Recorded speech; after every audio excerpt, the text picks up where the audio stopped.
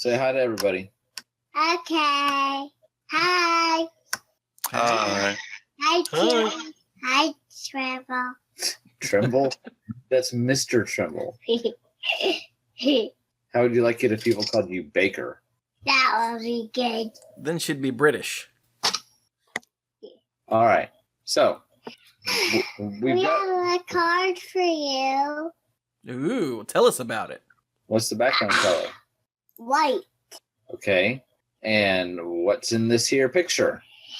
It's a knight with a big shield riding on a lion in front of a castle. Pretty good. And they're running on a path, and there's some trees. Yeah. Is there anything at the top? Yes, there's 2 suns. Is there anything at the bottom? Yeah, there's a 2/2. Okay. Little white tutus for 2. And it's a knight with a shield on a lion. Is this from Magic Origins? In front of a castle, and they're near some grass and trees. It is not from Magic Origins. Okay. I would have sworn it was from Bant. Yeah, but there were some cards from that setting in Origins, so I was just wondering.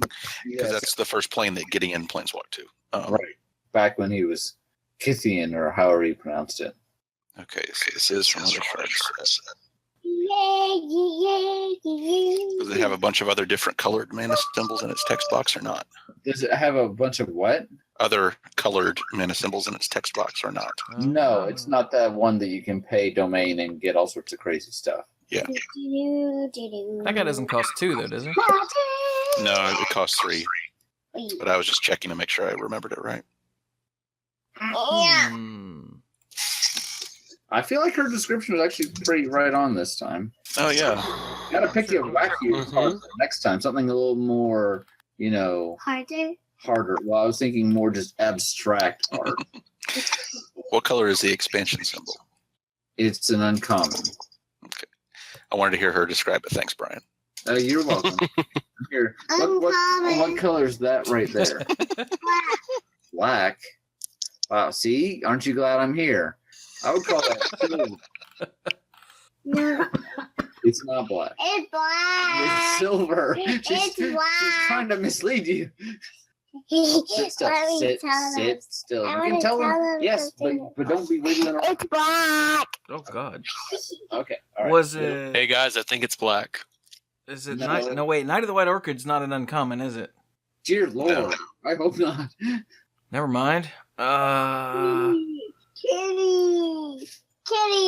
Yes, Sam. Oh, wait. The big shield. Yes.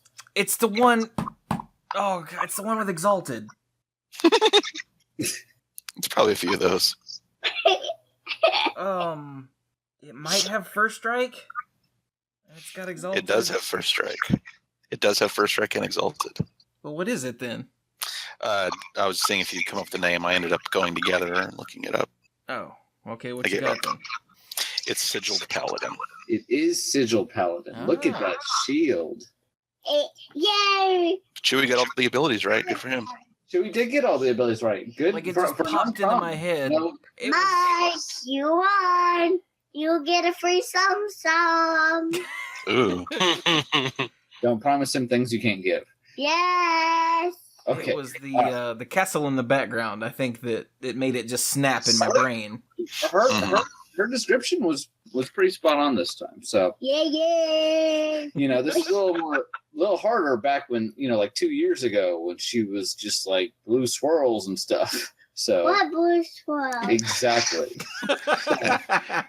Chickens talking to each other. I can't leave you. See, I was thinking Sigiled Paladin was multicolored. I thought it was Bant colors. Well, I mean, technically this is from Bant, but no. Well, I know, but it's not blue and white. From that set. Right. Oh, okay. All right. It is past your bedtime. Say goodnight to everybody. I can't leave. Say goodnight to everyone. Good night, Mikey. Good night, Sam. Good night, Chewie. All right. I'll be back. She won't. I will. So, Dirk, I guess that means you're some. Apparently so. So, hey, Mike, since you won, you get a free Dirk. Word. Now, there's a lot of responsibility that comes with a Dirk. Personally, your mother and I don't think you're ready.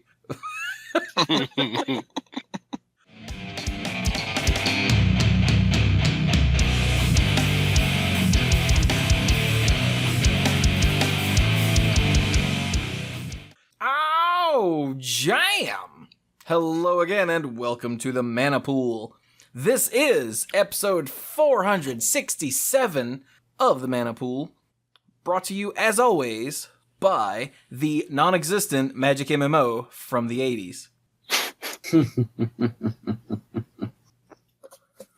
Yeah, that thing that we just made up, they totally paid us for this episode.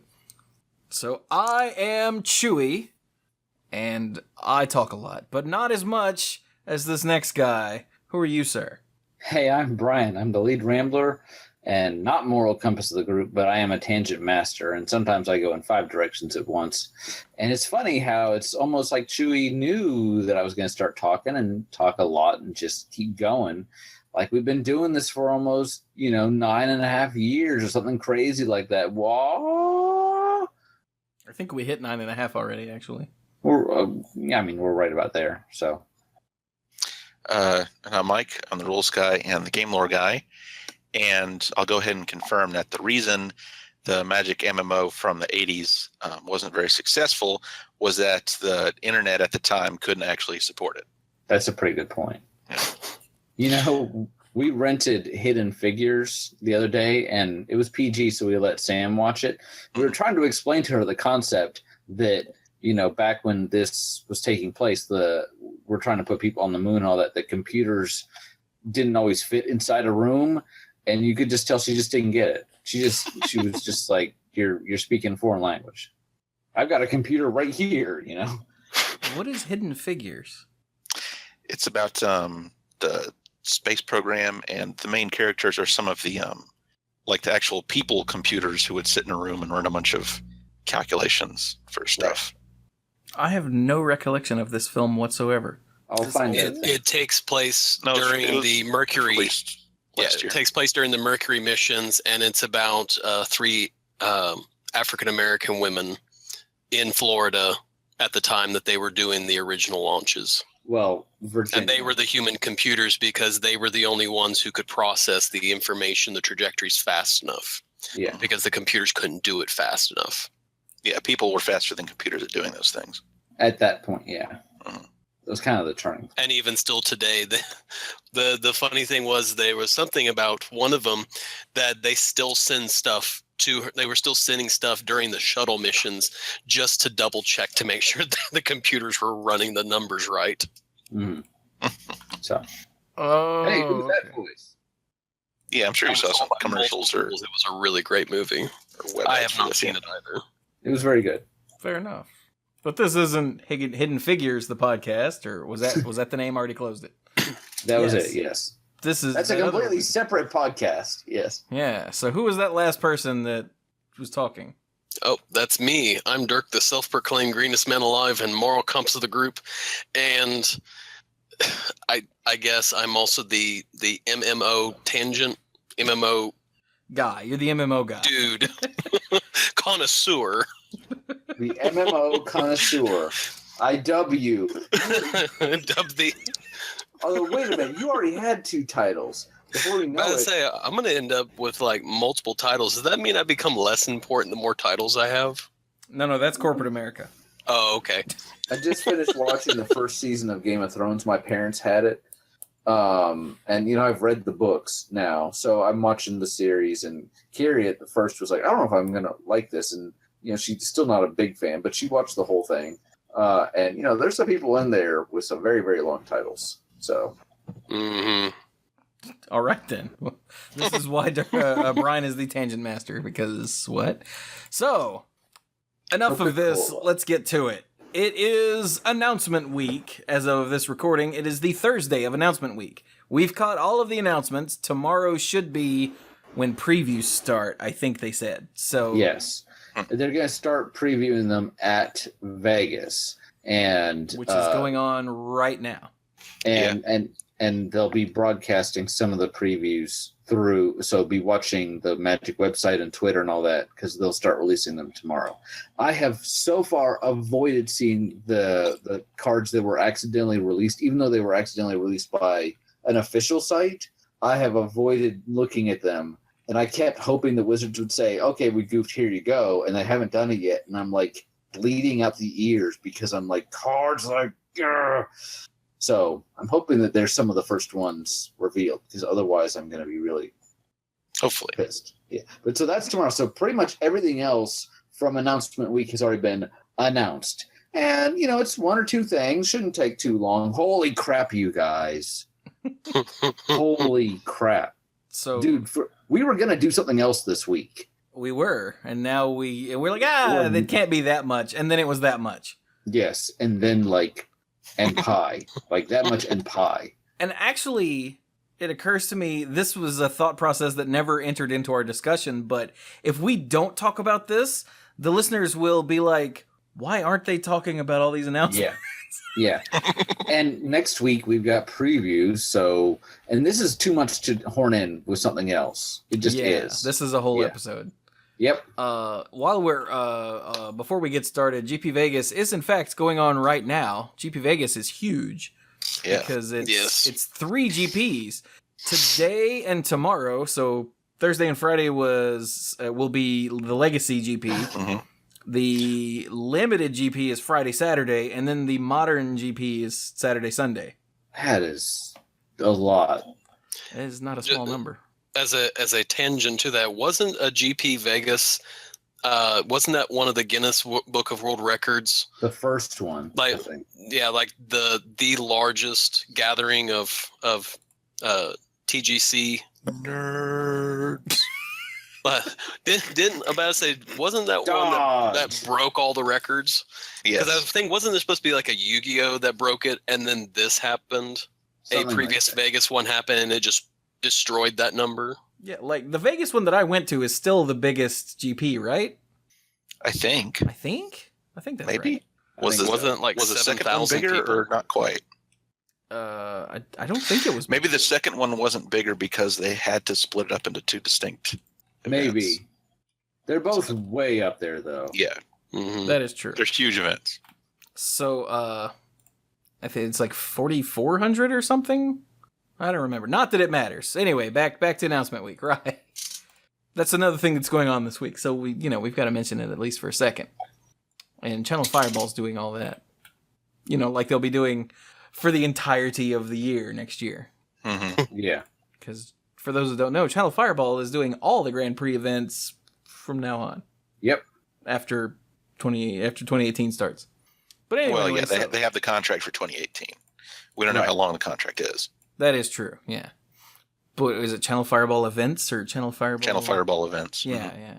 Anyway, okay, so announcement week. We're going to go in order from least relevant to this show and its audience to most relevant to this show and its audience. So we'll be starting with the Pro Tour announcement then? Yeah, so today... Okay. Ooh, dis. Well, he's not wrong. Someone listening to us could be a Pro Tour champion, in which case, hey, that's awesome. Send us an email. But as far as, like, us at least, yeah. Yeah. I didn't even go to the Pro Tours that have been within an easy driving distance just to be there. So, today, I would like the record to show that Announcement Week has kicked my ass as far as excitement. So I'm glad that today was very low-key for me. This was the low point. Not the low point like, oh, it's terrible, but just, wow. After yesterday in particular, we needed a breather. Am I right or am I right? I'm right. He's right. Yeah. So yeah, today, they've well, how do we put well, I guess we'll just use this. They're unpinning the Pro Tour. Yeah. The Pro Tour for the longest while now has been 2 weeks after a set releases, and they're finally going to stop that. I think we were talking about this a couple of weeks ago on another show that they used to do, they would name the Pro Tour after the location. We had however many Pro Tour Honolulus and all that, and then they pinned them to 2 weeks after set releases, so then that becomes Pro Tour horses of Kaladesh or whatever. So that okay, Man, this I is. wish.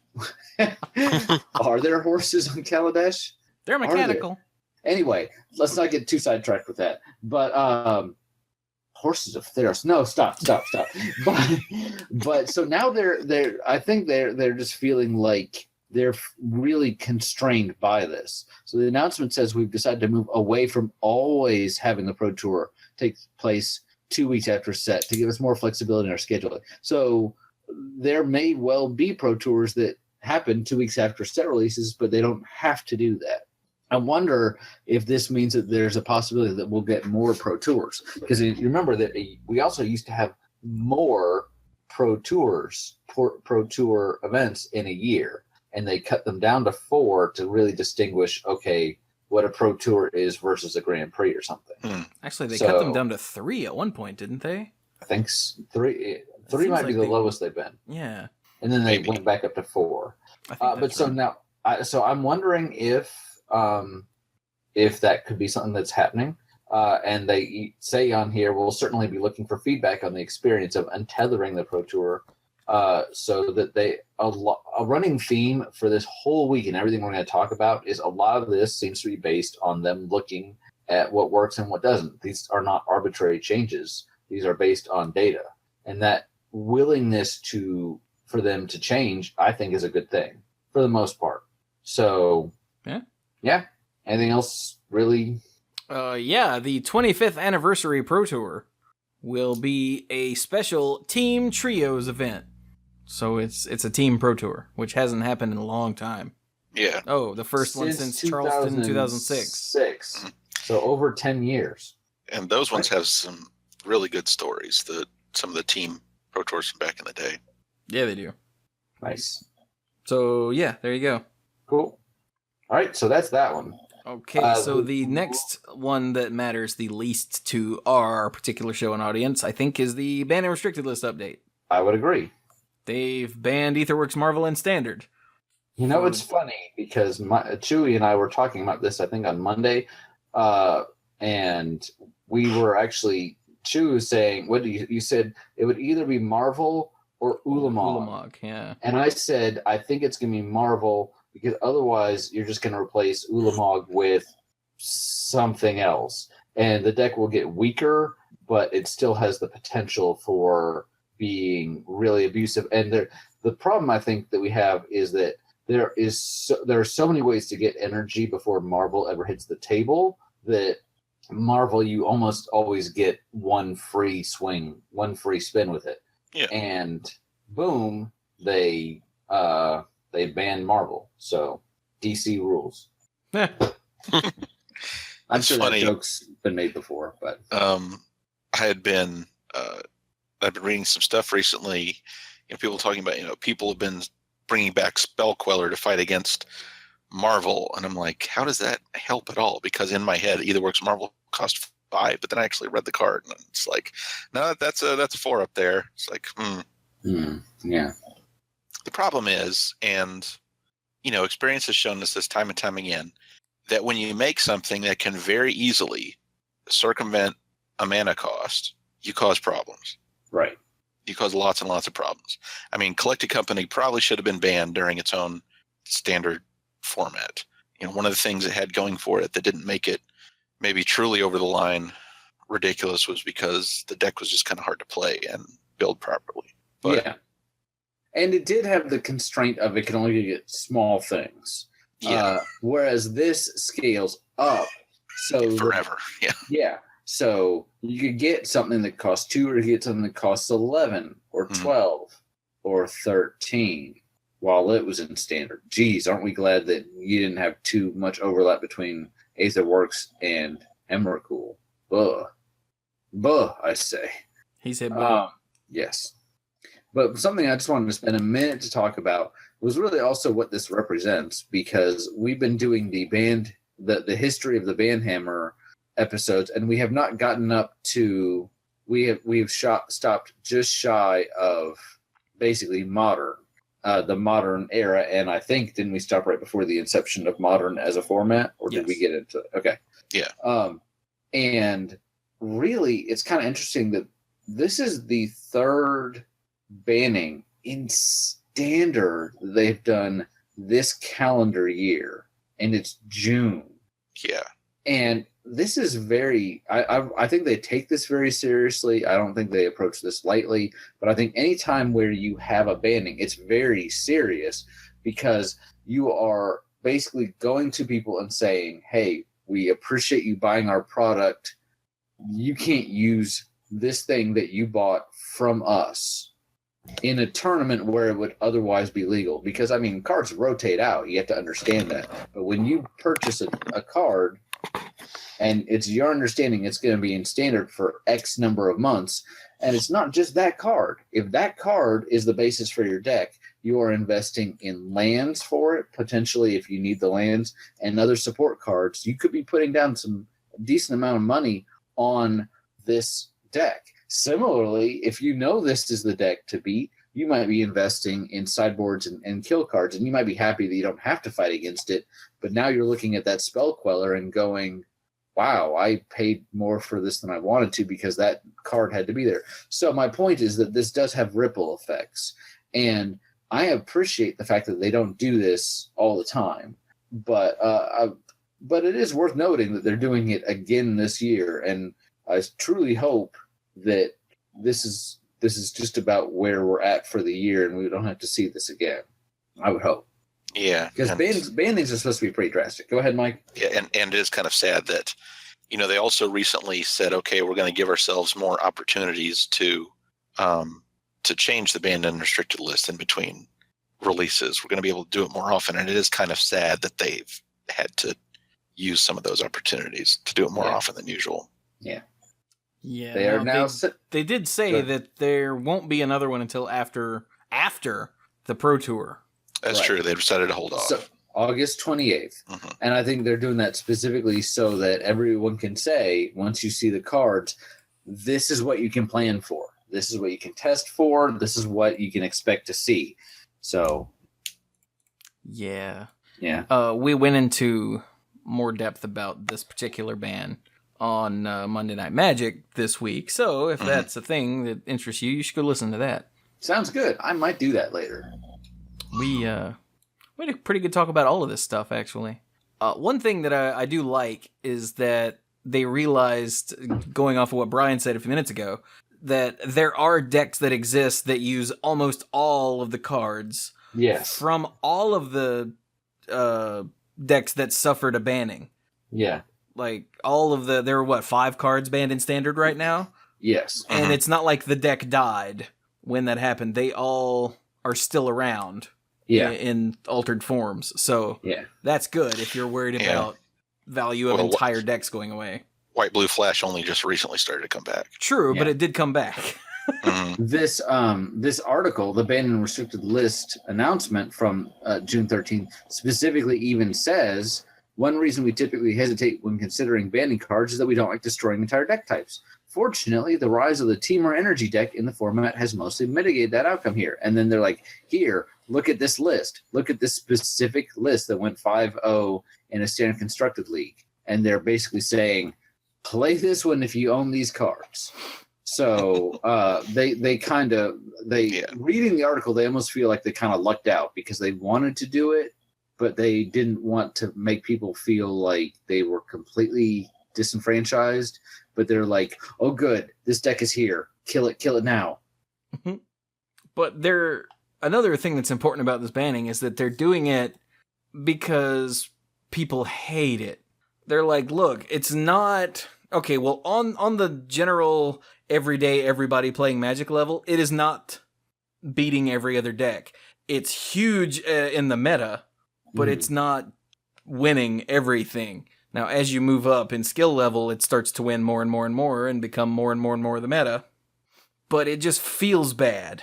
Yeah. Yes, especially since it has plays where you just out of nowhere lose to some nonsense. Yeah. According to this People article, don't like that.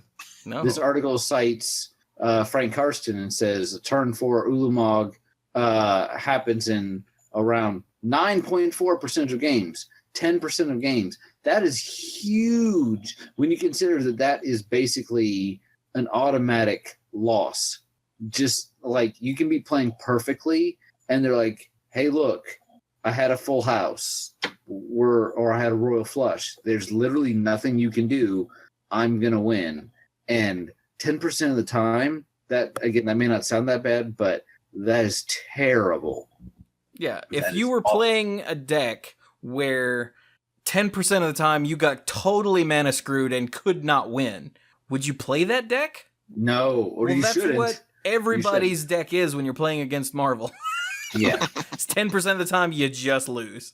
I mean, when you play optimally and literally cannot win, this is how it felt to play against Splinter Twin when it was in Standard, where you either, if you could not interrupt the combo, literally on turn 4, you just lost. That was not a good feeling. That was a feeling of like, why am I even here? You know? So, and I think arguably that was even higher than 10%, but I'm more talking about that general feeling. And when at a time when Magic is arguably more popular and more successful than ever before, and you have lots of new players coming in, and you're like, hey, you should try playing Standard. Mm-hmm. Oh, by the way, there's a deck out here you might lose. Yeah. When there's lots of players playing lots of games, 10% of those games is a really big number. Yeah, it's huge. Yeah. So that's enough of that. Yes. The next thing is the update on Magic Digital Next. Magic Digital Next is the name given to the direction of Magic's digital side. So Magic Online falls under this. The MMO from Cryptic falls under this. Stuff like that. And this announcement is actually pretty important. One, it's the first time that the Cryptic Studios MMO was mentioned on the Magic website. Right. Before it was just a tweet that Magic did that was a link to the CEO of Cryptic. The link that was in the show notes last week. They're like, hey, look, this is a thing, but if you only come to the Magic website, then you didn't know that. Yeah. But because it wasn't announced anywhere. Yeah, exactly. Anywhere on the mothership. Yeah. But then we've got our first Wizards of the Coast designed game under this new Magic Digital Next is in development and underway. That's all it says. But it also says that it'll be at HasCon, September in Rhode Island. That place where they're having the blind pre-release for Iconic Masters that sounds awesome and I'll never get to go and that sucks. Yeah, me too. Yeah. Yeah. They're also going to have this, and it's going to have early demos. It doesn't say playable, but it says early demos. So that's cool. That's awesome. Yeah. They're doing Magic Online stuff. Magic Online is celebrating its 15th anniversary because it showed up after Magic turned 10, or right as Magic turned 10, or right before, something like that. Something like that. So that's cool, and they're doing new stuff there. All of that is pretty sweet. Yeah, that's all nice. As we talked about last week, brand expansion is important. Oh my god, I got a comment on the YouTube version of the episode. Hang on. Here it is. Magic the Gathering, this is from Shy Ofer. Apologies if I completely screwed up your name. But they say, Magic the Gathering Battlegrounds is actually how I got into Magic. And, by extension, the 7 people I taught and like the 15 people they taught. It wasn't an amazing game by any means, but it goes to show how simply branching out MTG's IP is a net positive for WotC, no matter how well the actual product does. Nice. Also, I think this is the most I've ever heard Dirk speak in a single podcast. That was a running theme. That was a running theme on feedback from last episode. Yeah. But yeah, so this is all good news. The new MMO, a new digital thing of some sort. But there is a bit of sad news in here. Yeah. I mean, on one level, I get it because you can only do so many things. But yeah, so this news is that Magic Duels will not be getting any more updates. Yeah. Hour of Devastation won't be the last one. Hour of Devastation isn't even going to be on it. That was surprising to read. Yeah. Now, in hindsight, that makes perfect sense. Like, as I was playing the I'm on Cat story, I was like, this is so cool what they've done with this. Instead of just following the Planeswalkers through the story, it's a completely side thing where you're just a native of the plane going through the trials. Mm-hmm. And now that makes sense. They didn't want to start the story because they had to have known that they weren't doing Hour of Devastation months ago. True. Which means they didn't want to start the story and not be able to finish it, so they just did something else. And now it all makes sense. Yeah. So I love the story campaigns in Magic Duels.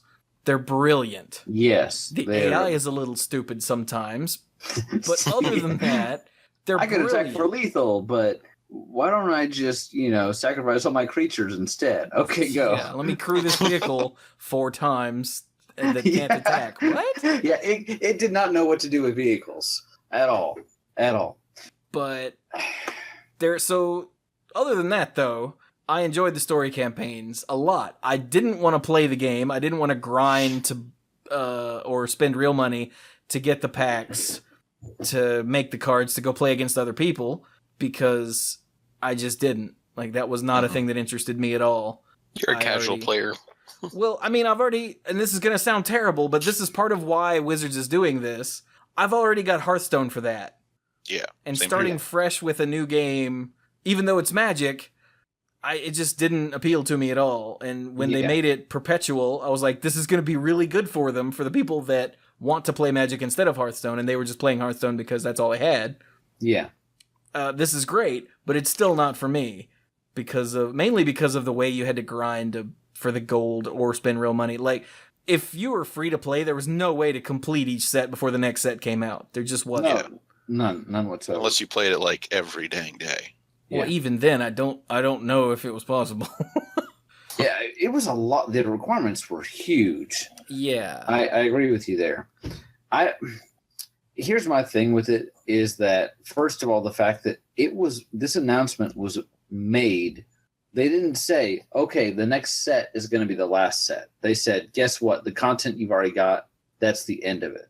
And you've already been playing with this version for about, 2 months now? So to hear almost kind of after the fact, like, I remember that when Cons was coming up and they said, oh, by the way, we're switching to this 18-month rotation, we're telling you that before you buy anything. So because what you're buying is affected by this change. Here, they're just like, oh, yeah, no, we're done.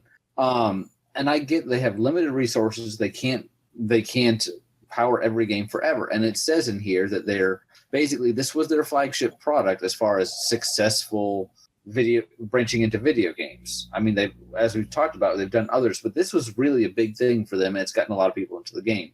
And they are saying that they are taking a lot of what they learned from that game to make even better Magic experiences in the future. That's a direct quote from there.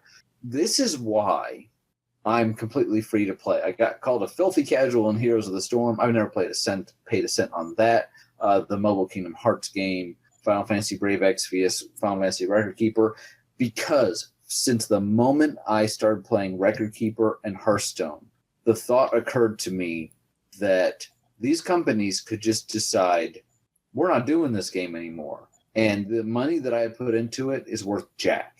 And I'm not making fun of people or minimalizing their contribution to these games. I'm sure the companies certainly appreciate that. But if you're enjoying the game and you're willing to pay for it, that's fine. I'm not judging that at all.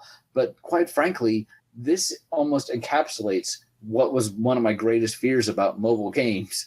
And not to rub anything in, but I'm really glad, because I could easily see, as Chewie said, someone that wanted to play duels and wanted to have the foil Planeswalker deck putting in some dough to that game. And now they're like, yeah, you can keep playing. And they're not saying they're shutting it down. You can still download it, but no new product.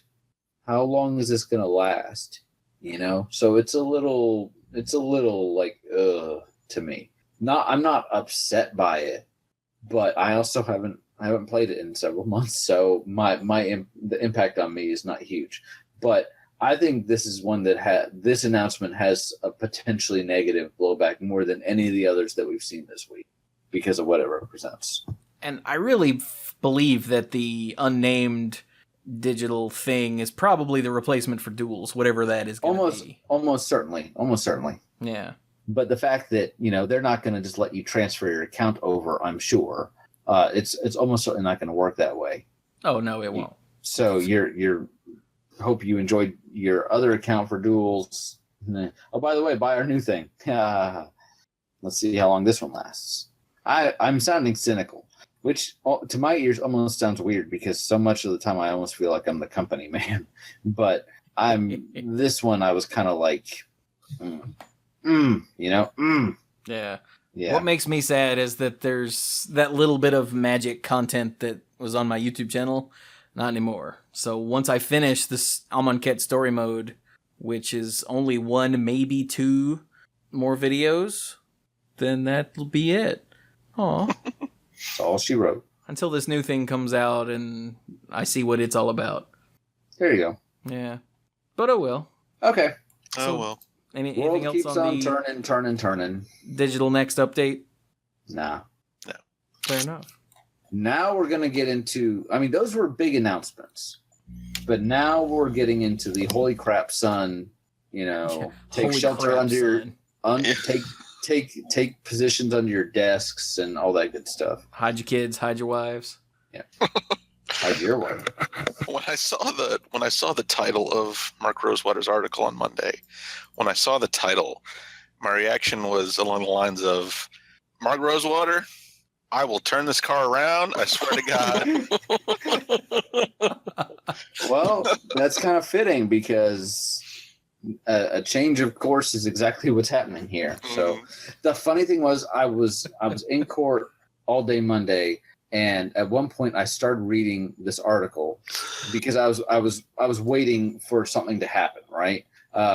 Believe it or not, yes, while I'm in court, I'm all business, but there's a whole lot of hurry up and wait. So I was waiting for my case to be called. So I started reading this, not in the courtroom, and I had to put it down. I was about halfway through it because he goes very far into what was working with their current model for blocks and what wasn't.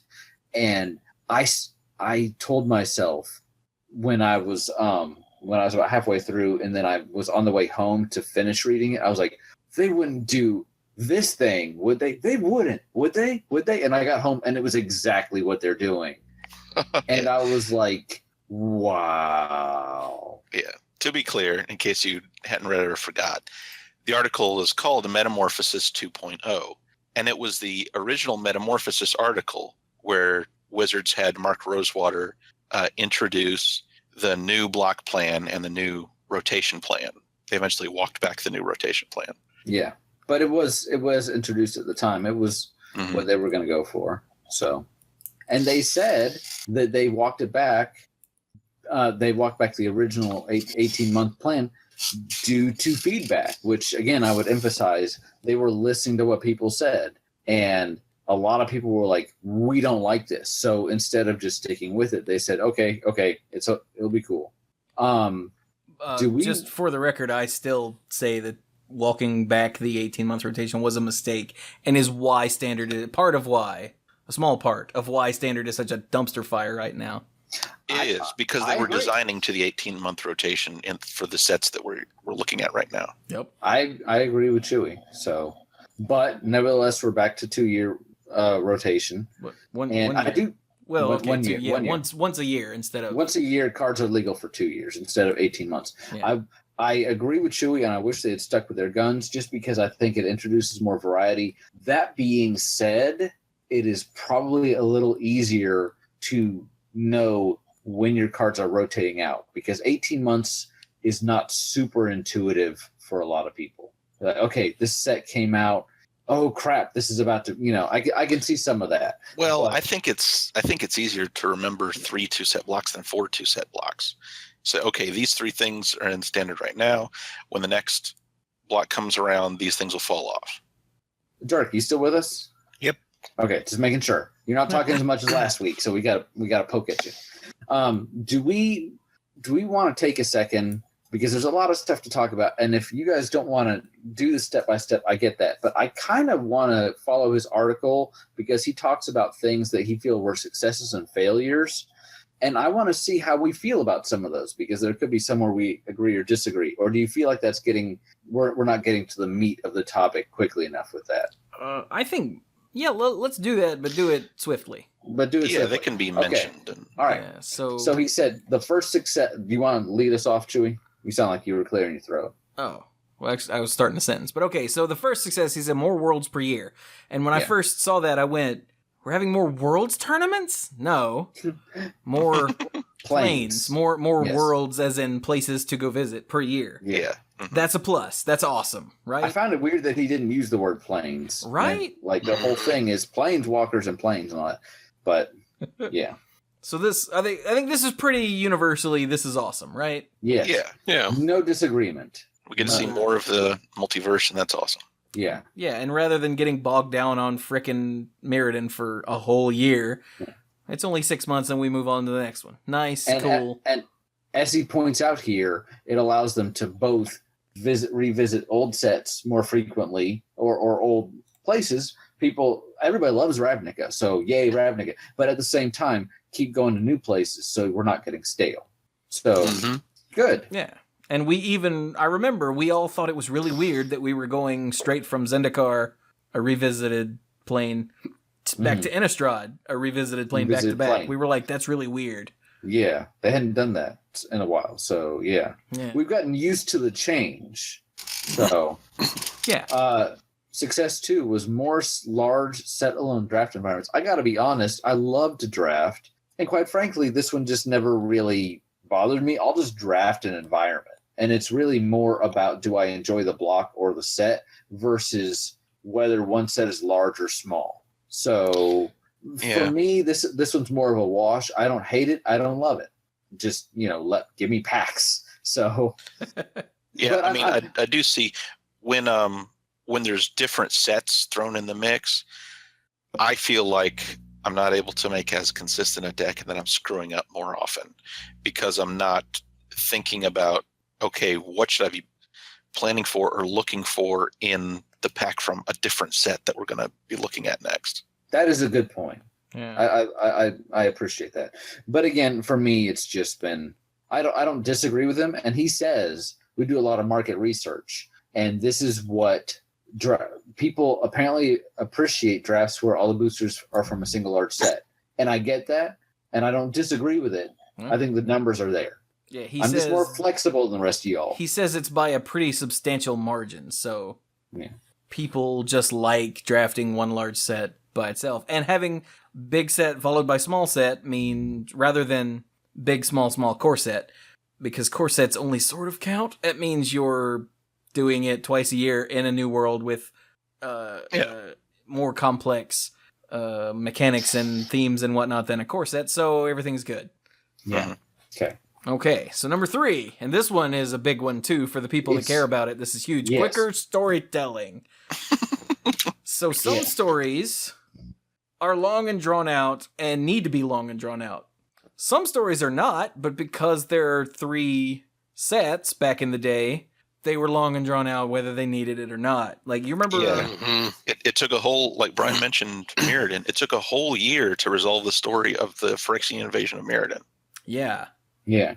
Lorwyn the story was so long, literally the third, at a time when every set got a book, the third set was literally a collection of short stories, which is both a novel idea, like, it's a cute way to do it. Which was way cooler than the overarching story, in my opinion. But it also tells me that they had to stretch this out, that they felt like they had to make 4 books, Yeah. So a cool idea, but also a symptom of, And it says here that with the new, the short stories on the website with this change have gone from being one of the least read things on the website to being the most read. I will tell you, I love Magic. I've been playing Magic with these guys for the last X number of years. There was a time when I would literally read every article. That is not the case anymore. No disrespect to the authors. I just don't do that. If there's one article I read every week, it is the story article, because I really, really enjoy it. I feel like they really stepped it up. I enjoy the Magic stories. They have come a long way since the Teeth of Akum. They've come a long, long way. They are free, so I don't have to go out and buy a book or even an ebook. And it's a way to keep engaged. And I actually kind of like the pace. There are some times where I feel like it's a bit of a Dragon Ball Z episode where I'm like, okay, because of the set, we kind of know where the story is going because of the story highlight sets. Story highlight cards, and I'm waiting to get there. And I'm like, oh my God, I don't care about the side character. Just get there.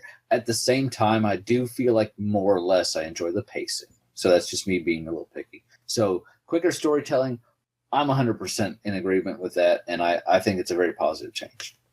And that seems to be pretty universal. Yeah. Nobody was talking about the Magic story back when it was novels and stuff like that. Nowadays, everybody, I get asked like 3 times a week. Once by Brian, once by Clues, and once by somebody on Twitter. Hey, did you read the Magic story article? No, I didn't read the damn Magic story because I don't read them. I've learned not to ask you that as much. But if did you I read were to read week? anything, it would be that one. Like, I'm not going to lie. I've actually got the Magic story page bookmarked in case I ever do decide, you know what, I'm just going to go read all of whichever plane. Nice. Which I guess, and I could see binge reading it. Yeah. Although some of the stories are pretty long.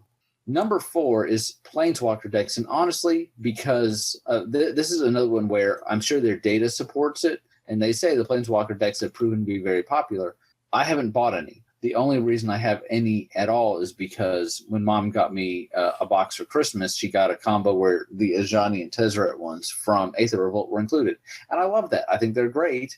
I'm just not someone that's really had a whole lot of experience with this, so I'm just probably going to go, okay. I mean, usually they're meant to be introductory products, and they don't really need to introduce you to the game anymore. So they don't. But all I'm saying is that for better or for worse, regardless of whether they're aimed at me or not, I just have not participated in it. Even if it was at my level, I haven't bought them. So I'm going to abstain. But I believe them when they say people like them. You know. Hey, yeah. Brian. Yeah. Have you heard about Magic? Let me tell you about it. Here's a Planeswalker deck.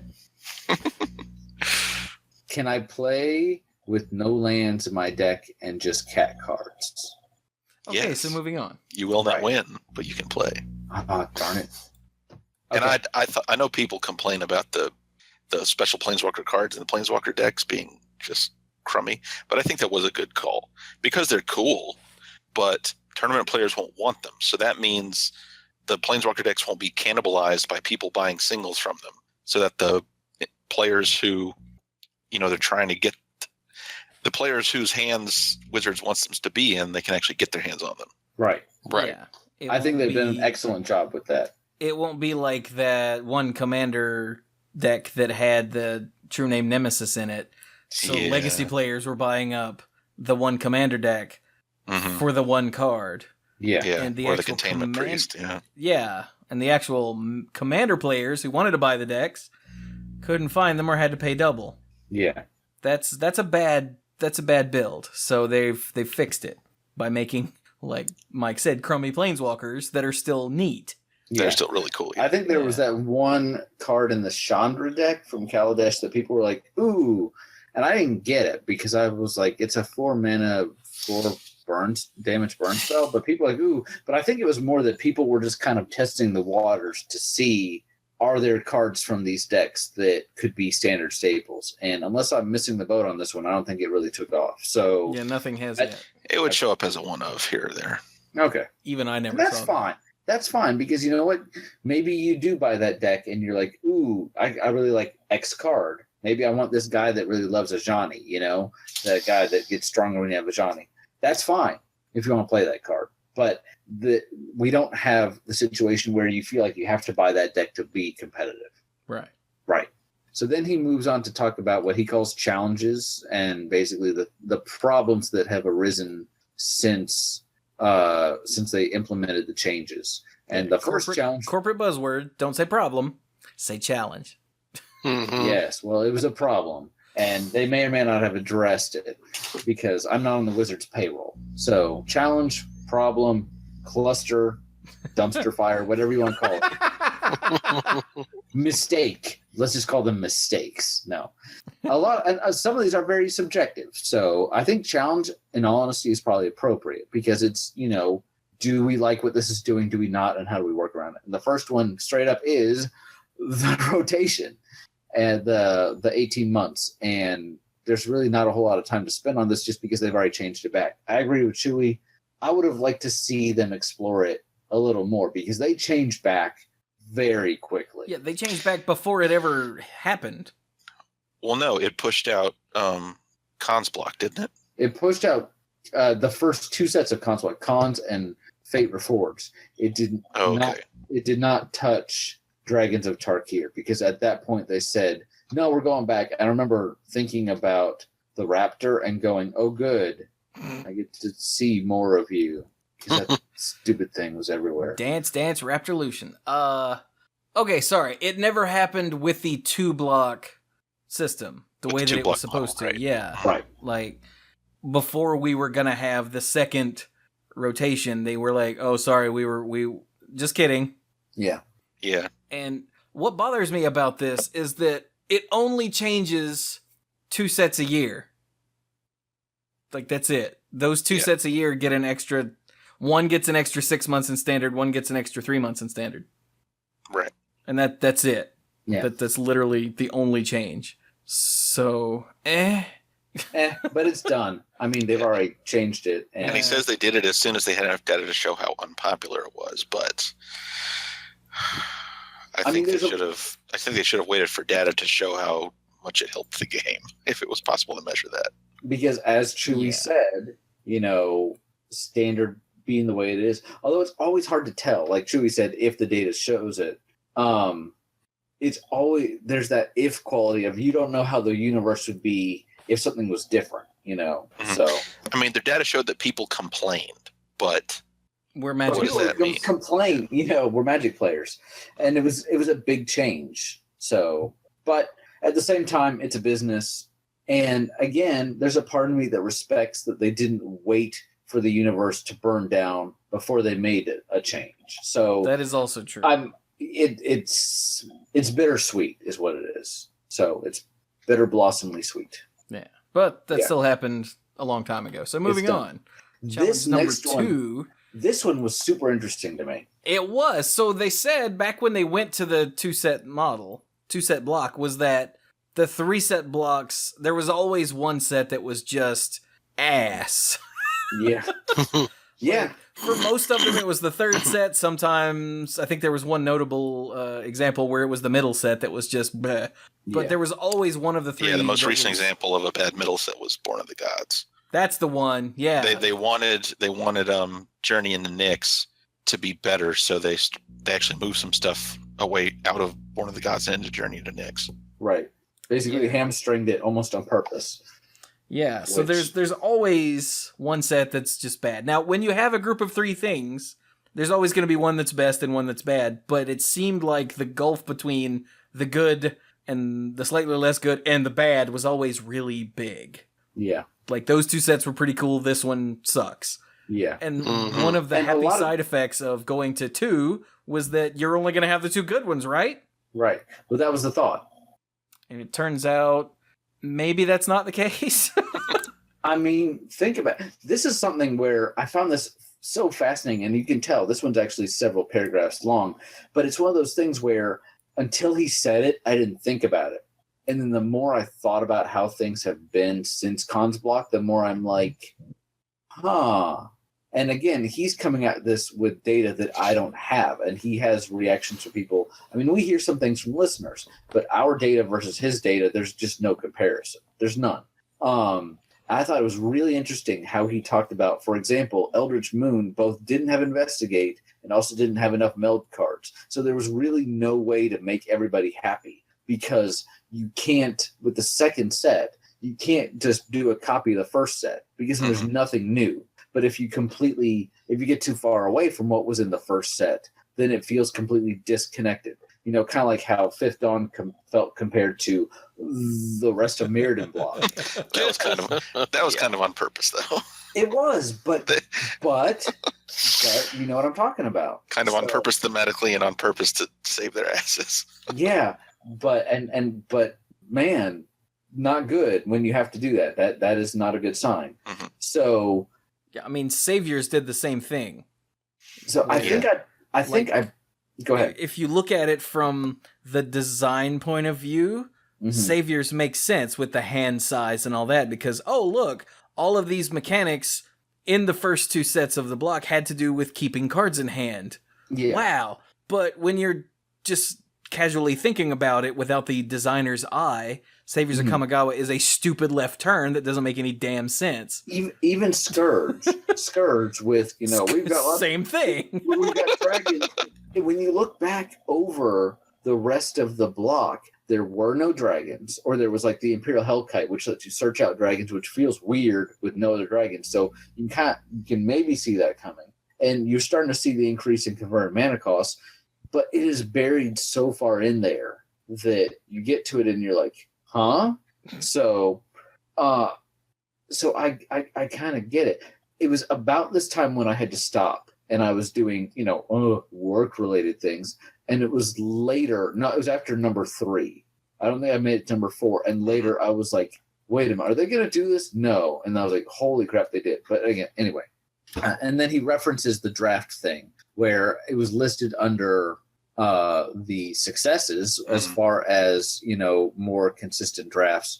Here, he's talking about the lack of consistency that comes with a small set, and that they've tried different things. They've tried, big set, small sets, or drafting the small set first, or they have tried a lot of different things, but they feel like they haven't really gotten it to work. So yeah, and as someone that does draft more often than I do pretty much anything else, it is a bit tricky. And with a small set, you tend to see a lot of the same cards a lot more often, which can be good in some respects. But in terms of having a dynamic draft environment, can also be very bad.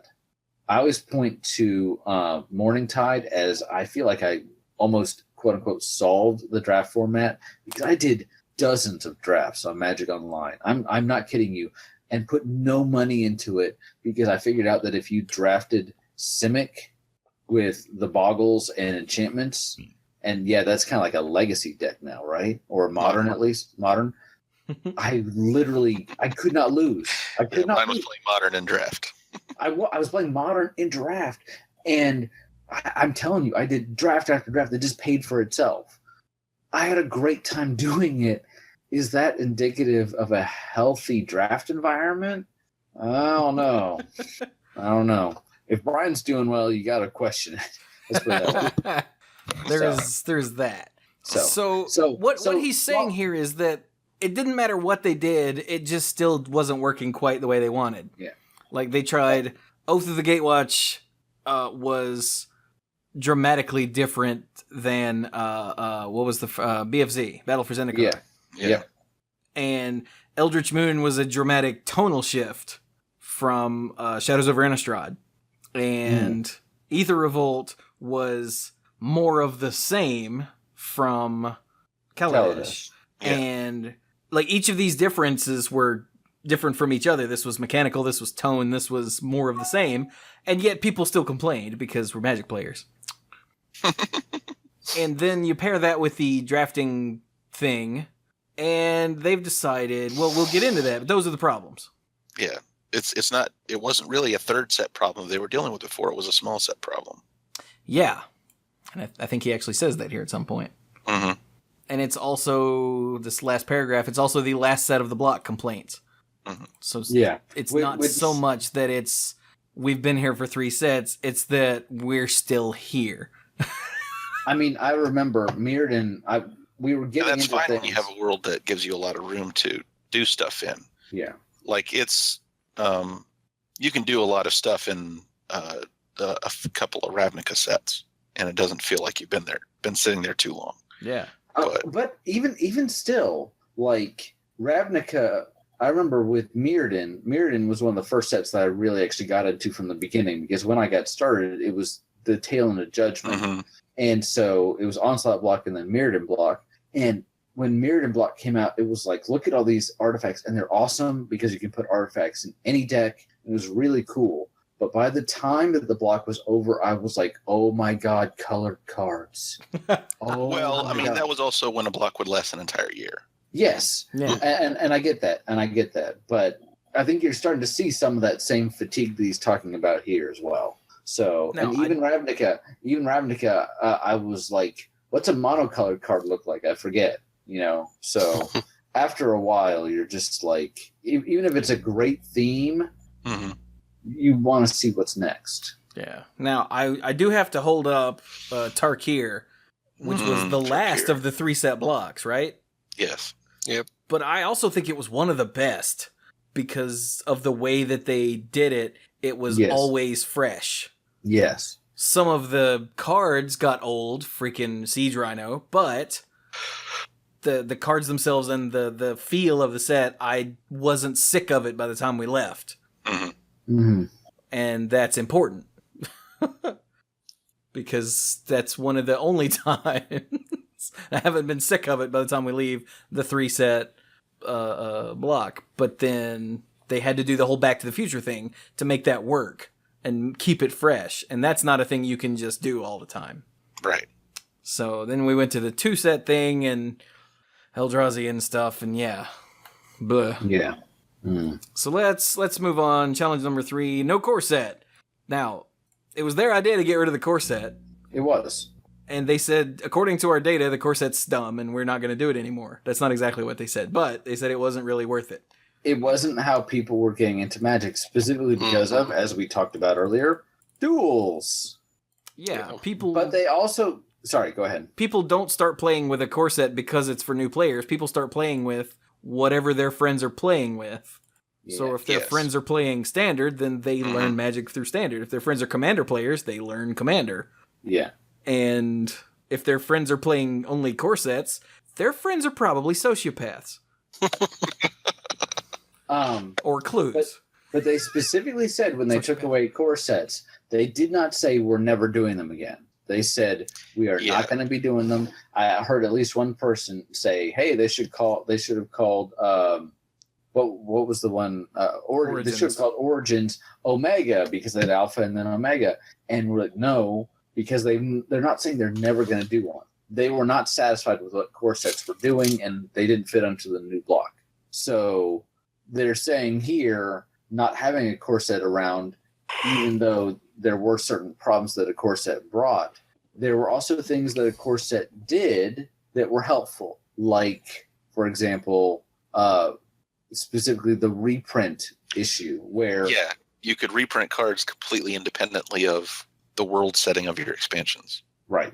Oh, you want Naturalize to be in Standard, but there's not really a good place to put it in the sets that you're designing right now. Naturalize is kind of an awkward example because it's got a very generalized name. Mm-hmm. But what if I think his example here of Inquisition of Kozilek is really good. If they wanted to put Inquisition of Kozilek back in the same Standard around Battle for Zendikar Oath of the Gatewatch, they couldn't actually put it in those sets because it would be a non-colorless Eldrazi themed spell, right? Which didn't would not fit in the set at all. Yeah, all of Kozilek's cards were, what was the keyword? Devoid. Devoid. Right. Well, all of the Eldrazi spells were devoid.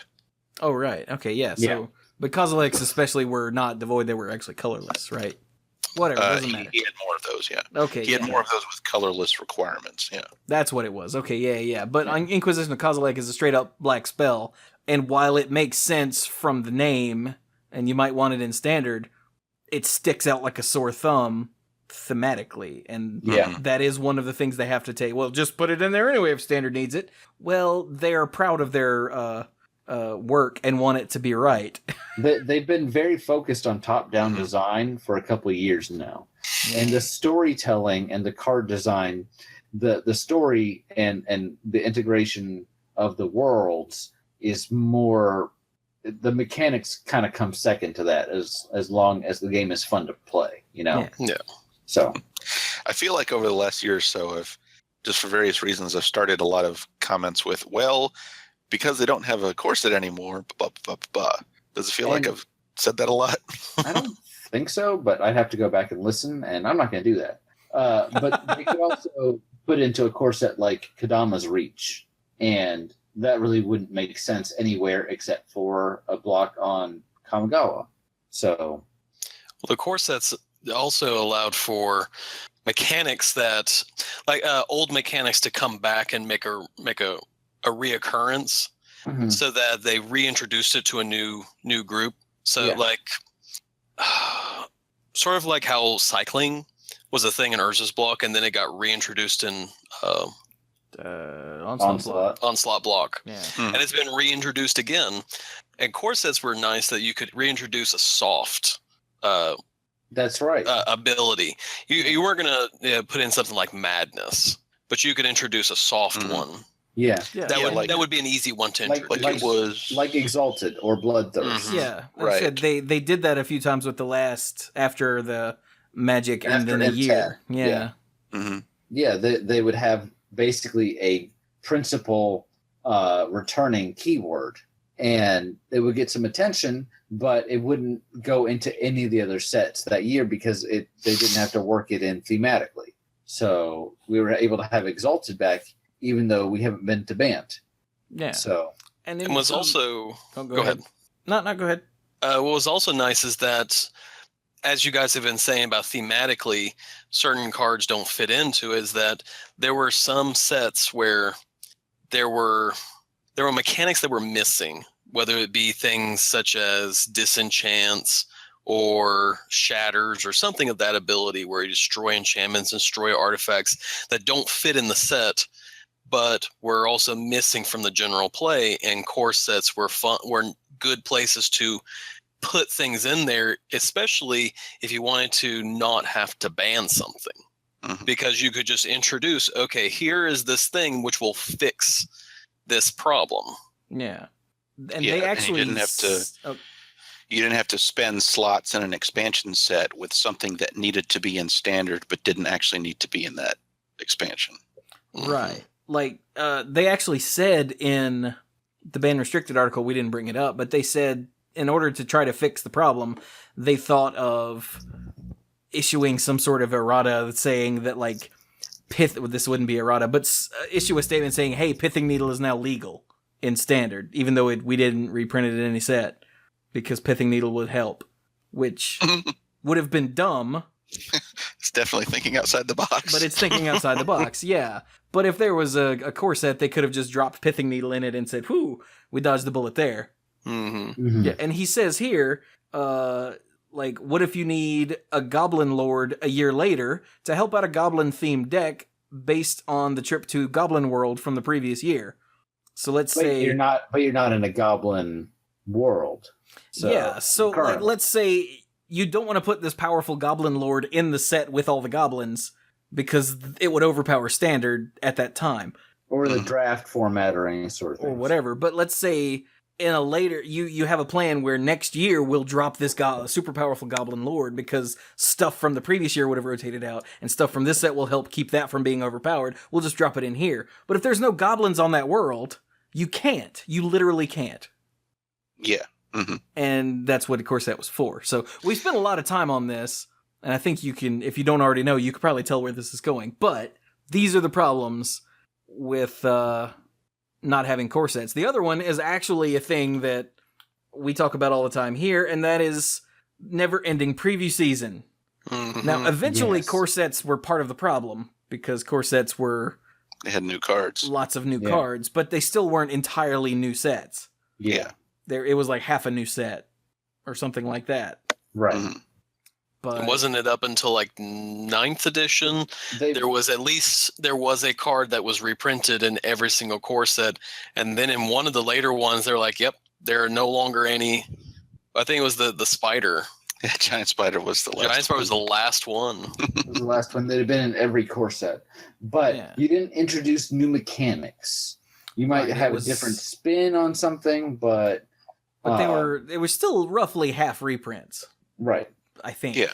and no, nothing so out of whack that you're like, wow, I have to relearn the game now. Right. Aside from rules changes, which are a separate issue. So, but that was sort of a benefit of a core set, is that if they were going to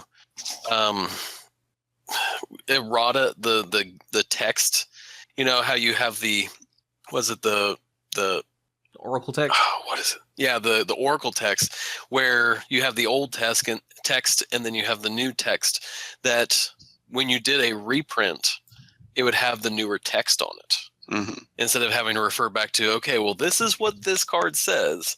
Now you have the new rules that say, this is a clarification as to what this really says. And that was the benefit of doing a reprint, of having a couple copies of them. That is true, although fairly narrow. But Not yes. a very great reason to have them, but... Well, yeah. So let's keep going. Number 4 is very simple. Too much focus on the Gatewatch. I think we've all... Called it. Yeah, I think we've all experienced this. We're like, look, here's all 5 or 6 or 10 or however many freaking members of the Justice League who are going to show up. I understand what they were doing. Like, they wanted to have characters for everyone to focus on. Yeah. Mm-hmm. But it felt like Marvel and DC have this problem with, or they used to, I don't know, I haven't followed comics in a long time, where every year there was a big event in the summer, and every year everybody showed up and there was a big thing, a big to-do, a big Donnybrook, if you will. And that's what every second set was. Like, the large set sets up the problem, and then the second set, the entire Gatewatch shows up and smashes it. Yeah. I remember when I complained about this a while ago, because when Oath of the Gatewatch came along and they established this, it's like, great, this is awesome.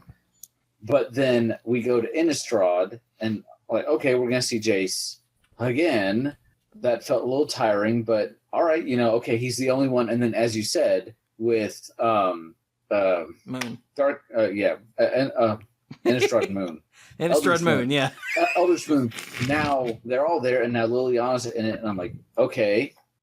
And then we get to Kaladesh, and I remember openly complaining on the show because I was like, the whole concept of Planeswalkers is that we've got this wide cast of characters. I realize they're focusing in a little bit, but let's see what anybody else in the universe is doing. And it's and we followed them all throughout Kaladesh, and now and like the Kaladesh story opens with them all sitting around in Ravnica, and then someone shows up, and it's basically like the Scooby-Doo detective agency getting a mystery. It is.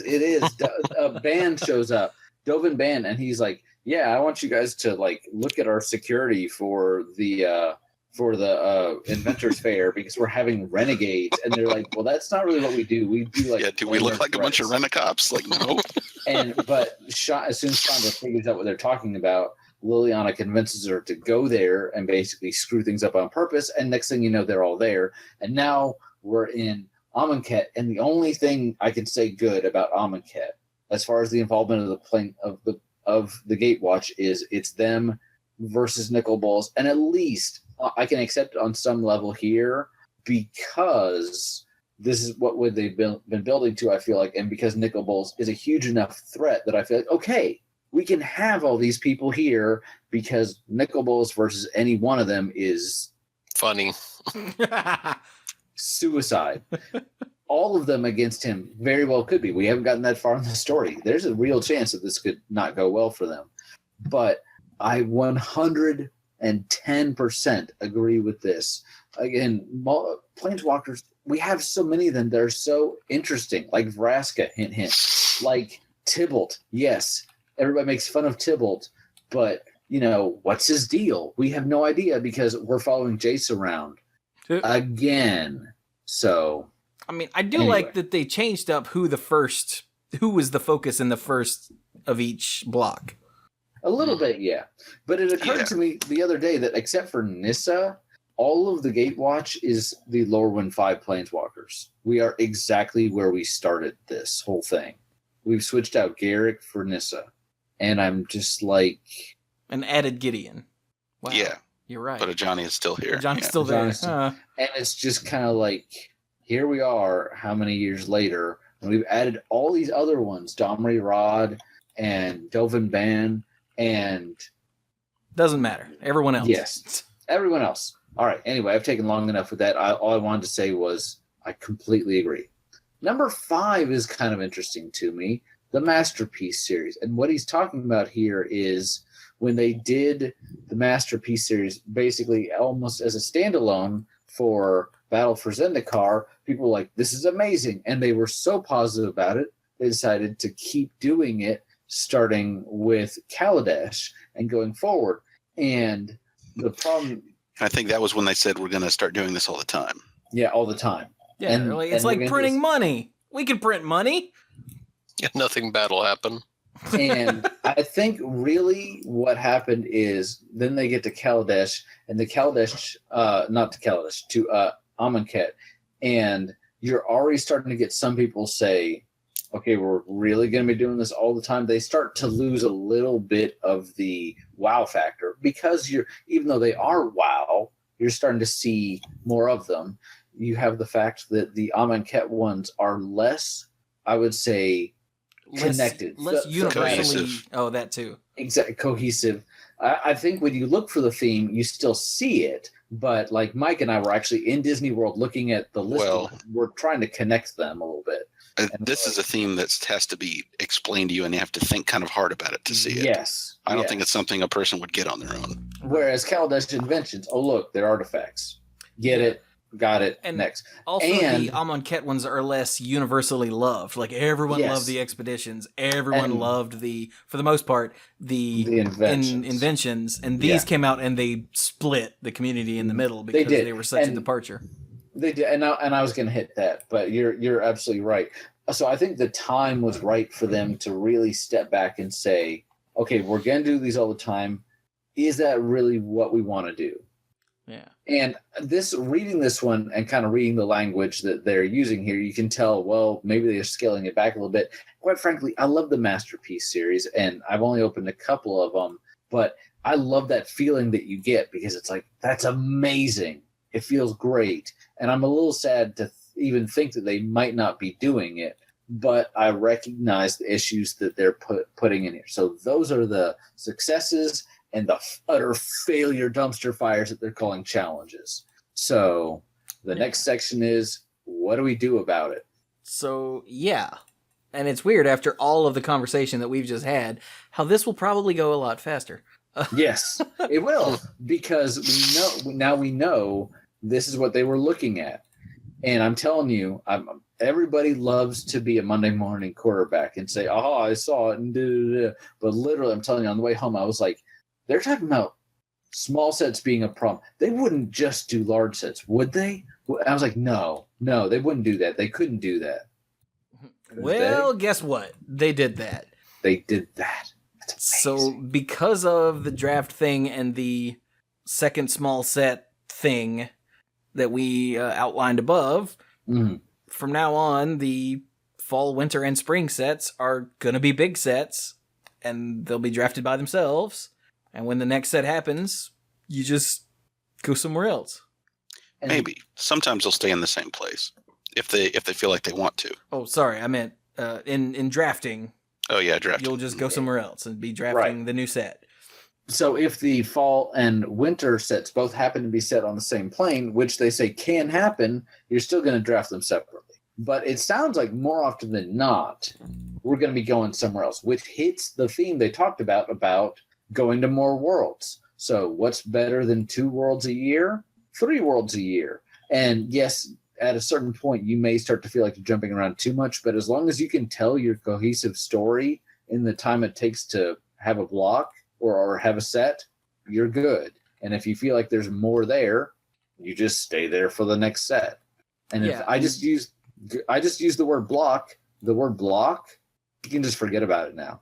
Yeah, there is no such thing as a block anymore. Yeah. What the example that I used on Monday Night Magic was Tarkir. Tarkir needed 3 sets because of the mechanically the way that they built how the timeline thing worked. This is the how way it they is now. built it and the way that they made it work. It needed 3 sets. Mm-hmm. Yeah. And it could not have been done that way in less than 3 sets. It just couldn't have.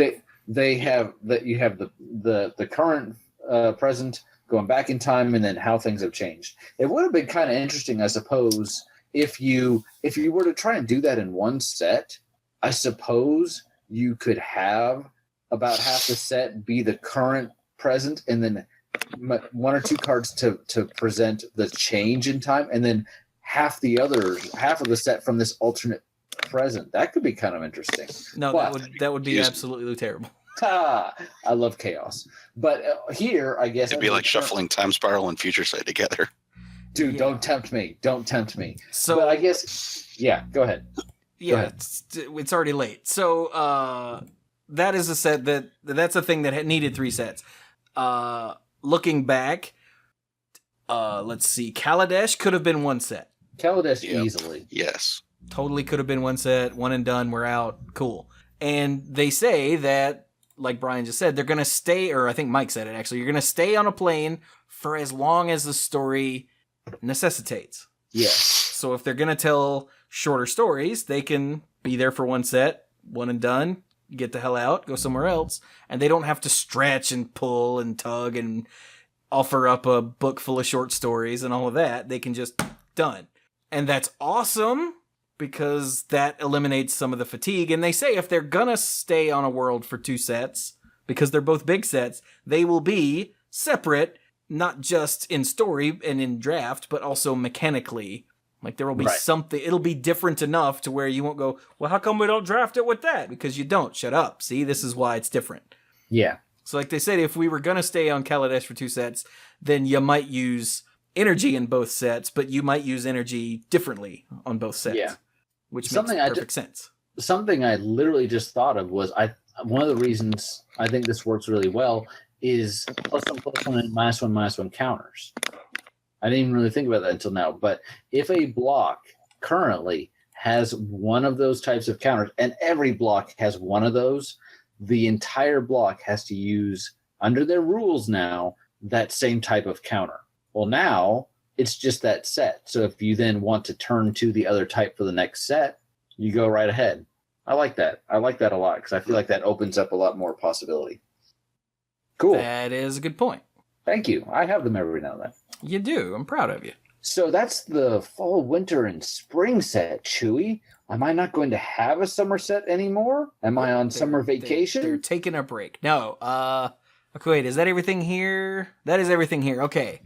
So with the summer set, they're bringing back core sets. They say sort of, but he doesn't explain exactly what that means. Now, core sets, they're going to be 50-50 new cards and old cards, just like the last batch of core sets. But all standard legal. Right. But I think what he says is the biggest change about the new core set is a philosophy and how we think about it. So in the past, it was, this is this core set. It is just as big and important as the last set and the next set. Whereas going forward, it's going to be like, here's a core set. Yeah. They specifically say here, are they for newer players or enfranchised players? We've decided to err on the side of new players. Note that this doesn't mean there won't be some goodies for the enfranchised player, but they are specifically making this with new players in mind. And you know what? I'm sure some people are going to say, oh, well, as an enfranchised player, this is one thing that has less for me.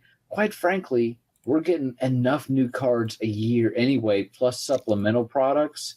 If I don't want this to sound bad, but at this point in my game, if there's a set where I don't feel like I have to get invested in it, I don't have a problem with that. I don't want that to be the case all year round, but one set aimed at somebody else, I'm okay with that. I'm all right with that. I can look at the set list and go, I only need like maybe this card, so maybe I'll get it. Maybe it looks fun to draft, but otherwise I'm good. Mm-hmm. Yeah, I'm going to go to the pre-release, and that'll be it. There you go. Surprisingly enough, listener, you don't have to buy every Magic set out there. You don't have to. I'm sure Wizards doesn't want me telling you this, but you don't have to. So it's interesting. This section, he actually keeps fairly generalized, and I think the main reason for that is because we are a year out from the first basically revamped core set, and I think they want to first of all, it's almost certainly still at the tail end of development. So there's some things that could still be changed, but we're also far enough out that they don't want to give everything away. So. Very true. Okay. So, anything else about core sets? Story-wise, it's not going to be... Okay, you get story in fall, story in winter, story in spring, and then nothing because it's core set. The story mode the story for the core set will actually be there, but it'll be like a side story or a backstory. Right. Or something like that. Mm-hmm. Which is how it enables them to address the issue of reprints that we talked about before, with reprinting cards that have a specific planar identity. Let's call it that. I actually don't think that matters at all. I think because it's You a don't think core so? set, they're just going to throw in whatever they want, but there will still be some story attached to it. Sort of like Magic Origins, right? It Right. touched on 10 different planes, Yeah. but none of them really mattered because they were all in the past. Yes. So I gotcha. I think the way it's going to work is there will be cards that are just in standard because they want them in standard. And then there will be cards that are relevant to what's going on, and those are the ones that are story-wise, and the rest are just kind of there. Gotcha. Okay. So, but yeah, it'll still be part. It'll say the set will still have some story relevance, but more in a filling in information of the past about relevant characters way than telling a piece of the present day story. So it'll be like a flashback or a meanwhile on. The Adventures of Tybalt. I was just about to say, meanwhile, in Tybalt's secret lair. See, I'm telling you, there's an audience for this.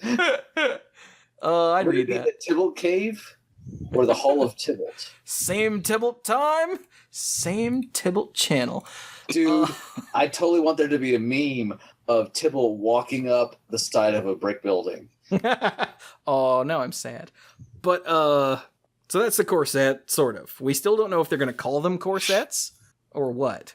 Right now, it just says core set, but again, we're a year out, so... Yeah, the we'll first see. one will be, it'll be the next, it'll be in the place of Ixalan. So when is Ixalan? Summer. Duh. Okay, yeah. Yep. It'll basically be a year from now. A little over a year from now, so... No, wait, it'll be in place of Hour of Devastation. Sorry, excuse me. So yeah, it'll be a year from now. Yeah, Yes, nice. because summer. Because summer. Well, we're summer in in summer the now. northern hemisphere, so... Because Yeah. I'm sweating right now, and that's why. Oh, dude, after court today, I was in my No, suit. doesn't matter. I'm It's already just late. like, It's already yeah. late. Okay, Okay. so number 3, different approach to the Gatewatch. They are focusing less on the Gatewatch. That's easy. Yay. Good. They already Thank said that. goodness. Yeah, they already said that, so this isn't new. But The interesting thing here is that he says starting with Hour of Devastation. So obviously they already had this in mind. My thought is that... they've already told us that starting with Hour of Devastation, they're going to be focusing on the Gatewatch less. Yes. I It agree. makes me wonder who survives Hour of Devastation. Nobody. That is a good question. We don't have to focus on them because they're all dead. There is a second point here that I really like. They're going to continue to design flavorful story cards, but only push them for constructed when, through playtesting, we believe that they lead to a better constructed environment. And this is really Emrakul. Yeah. Yes. Emrakul was a big, neat card, And they wanted her to be playable and visible because she was important to the story. and so they made the cost reduction on Emrakul way too cheap. Yeah. And so Emrakul ruined standard. Well, not really ruined, but Emrakul, held down standard and did things to it against its will, and so they had to ban it. I was Emrakul several times in the tournament. Does that mean I need to go to like a self-help group or something? Because that's Maybe. kind of what you're implying here. Like it's, and it's all because they pushed it so that it would be playable, Right. and it was too good. Yeah.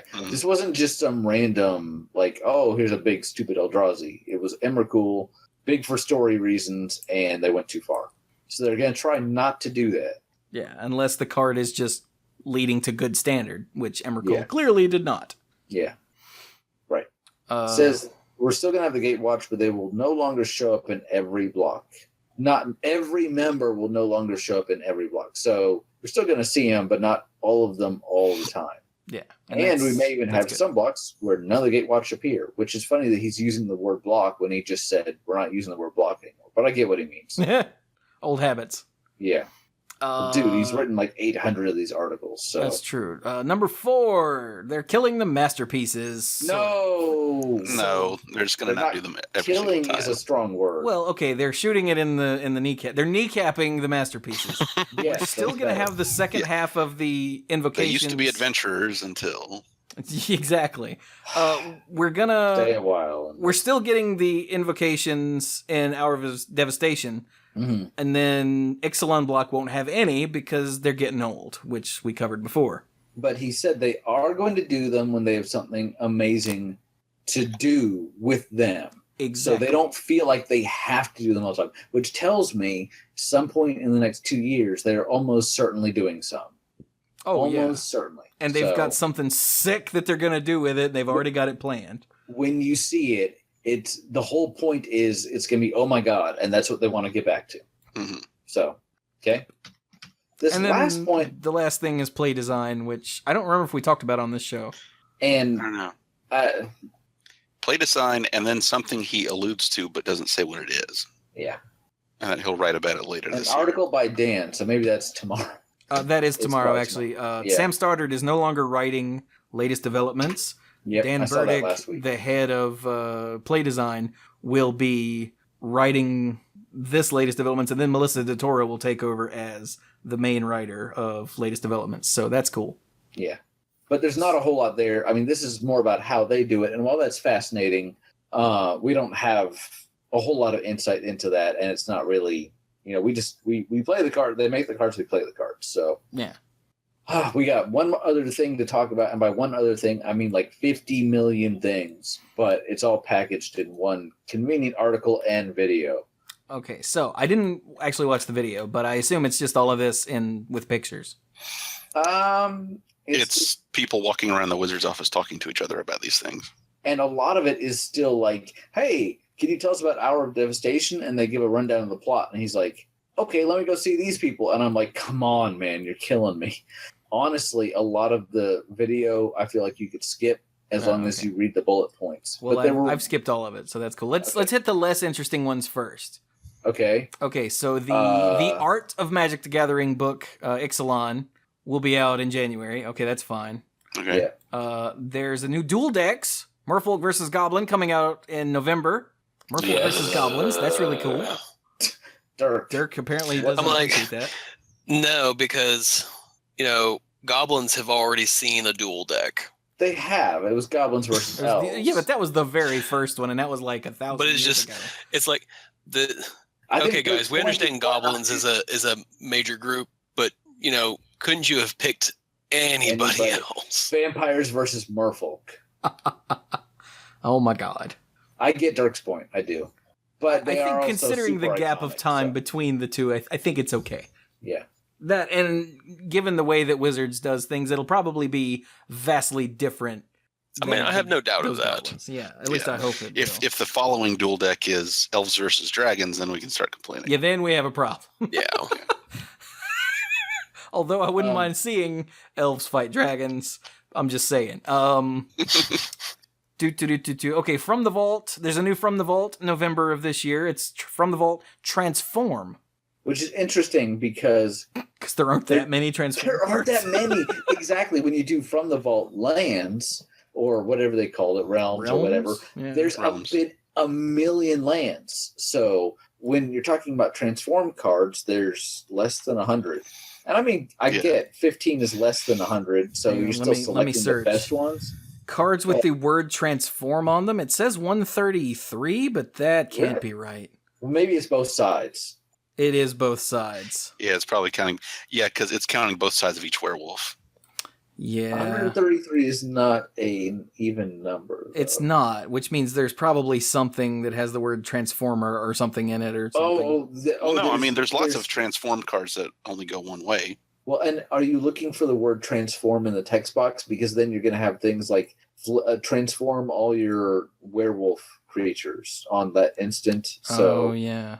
So you're going to have some. Okay, there are a lot more of these than I thought, because looking at these, there aren't that many dupes. Like, I'm seeing all the backsides of werewolves, but there aren't. Mm-hmm. Yeah, I mean, but there are some things that I'm sure are safe to expect here. Delver, Huntmaster. Delver and Huntmaster. Yeah, at least one of the planeswalkers. I'm sure Avacyn. Probably Avacyn. Yeah. Yeah. But yeah, that'll be interesting. Maybe Yeah. maybe Thing in the Ice. And maybe Ooh, yeah. maybe 2 of the meld cards, just because it's different. Oh yeah, they do have a backside. Although I think if they put that in a thing called Transform, people might lose their mind.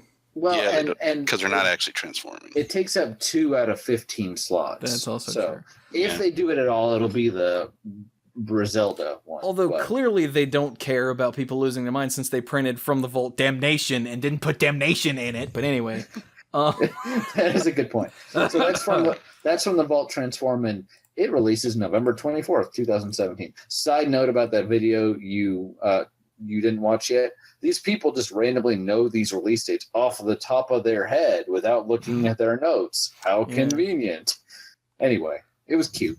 okay, let's see next. here. What's another thing that doesn't? Oh, okay. Another Masters set is coming out on March of 2018, which is different than Iconic Masters. They specifically said, and the video actually did say this, that when Mark Rosewater was in the video, he said that when they announced Iconic Masters, people thought they meant the iconic cards from across Magic's history. To be clear, Iconic Masters is highlighting the iconic creature types from Magic. Yeah. Dragons, angels. Angels, Sphinx, goblins. Yeah. vampires, hydras, yeah. Really? Right. And which I hadn't heard. That's what they meant anywhere. by iconic. I had not heard Did that they tell us anywhere that before. at the time? No, they didn't. And Mark Rosewater is just like, yeah, everybody knows that now. And I'm like, we do. At the time, I think they just said the most iconic spells and creatures. Yeah. First announced. But he goes on to say in the video, but that was such a great idea that we're doing it for the 25th anniversary, almost like, thanks for the idea, folks. I don't know if that's what happened or not, but that's what he said in the video. So it's called, well, okay, we don't know if it's what it's called, but right now the product page is Masters 25. Oh, it says set name Masters 25. Okay. So there you go. It's the 25th anniversary edition of the Masters thing. 249 cards from across Magic's entire history. Which is really cool. Yes. And it's in March, and Iconic Masters comes out, when does Iconic Masters comes out? In November. So only 4 months later, we get another Master set. Mm-hmm. Yeah. So that's in addition to odd. In addition to the other sets we're getting. So it's a bit much, but it's there. You don't have to buy it, but it might be cool. Do you want to hit this next bullet point? Because we already literally just talked about this. So the core sets, right. Yeah, that's happening. July 20th next year. Okay, so that's all the little ones. Well, and I think the third bullet point isn't that big, but we need to talk about the first couples. Yeah, exactly. Okay, so let's start with Ixalan, shall we? Yes. Ixalan is the next block. We know that. It's the set after Hour of Devastation. We know that. And that's all we knew. This, we also know that this will still be big block or big set, small set. Right. This is like literally the last quote unquote block. So this is it, folks. Yeah, and what we knew was that. That's what we knew. Yes. Well, now, according to... Let me just read this.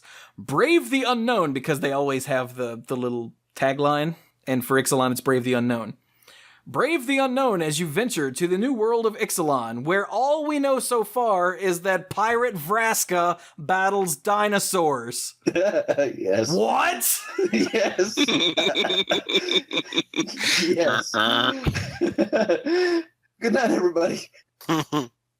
And I missed this because I went down all of these bullet points and I was like, Ixalan, right? Okay, whatever.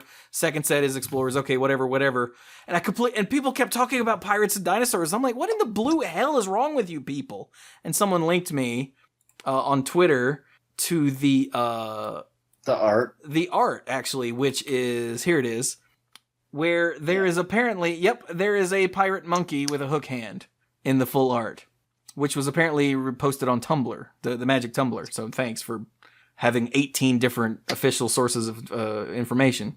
Again, they talk about this in a little more detail in the video. They don't release anything else, but it's just like, what? So in the art, you've got Vraska. You remember her? Vraska the Unseen was her name, I think. yep. Yes. Yeah, the Planeswalker Gorgon from Ravnica. She's been in a couple stories, including a story article that came out shortly before the Hour of Devastation stories began, and she was in it, but we have only ever seen her on Ravnica.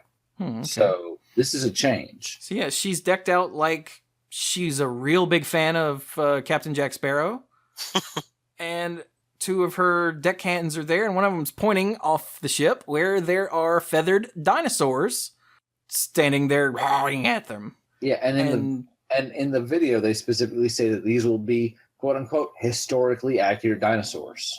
So not like the Jurassic Park dinosaurs, but how we in the scientific New community. interpretation of what dinosaurs look like. And I'll hand it over to the people that know science at this point because I don't really know it. But Dirk, you can talk more about that. But that's literally all we know at this point. So, well, I will say that they go into a little more detail in the video, and the video makes it sound the feeling I got from Ixalan is very, very old school Zendikar. Mm-hmm. Yeah, what the part people loved about original Zendikar that was missing from battle. Yes, I think it feels like they've lifted that part out and put it over here for us to enjoy it in its unadulterated form. The Indiana Jones, the adventure, explore. There's jungles here. Yeah, the stuff that a Jedi craves not. Damn it, we craves it. We craves it, and it's here with dinosaurs. So. Yeah, like the blurb that's on the product page says, "For centuries, the untamed jungles of Ixalan have hidden a coveted secret, Orazka, the city of gold. But no secret can remain undiscovered, and no treasure can be taken uncontested. Unfurl your sails, saddle up a dinosaur, and battle your rivals as you embark on a journey to claim the plane's greatest fortune for yourself."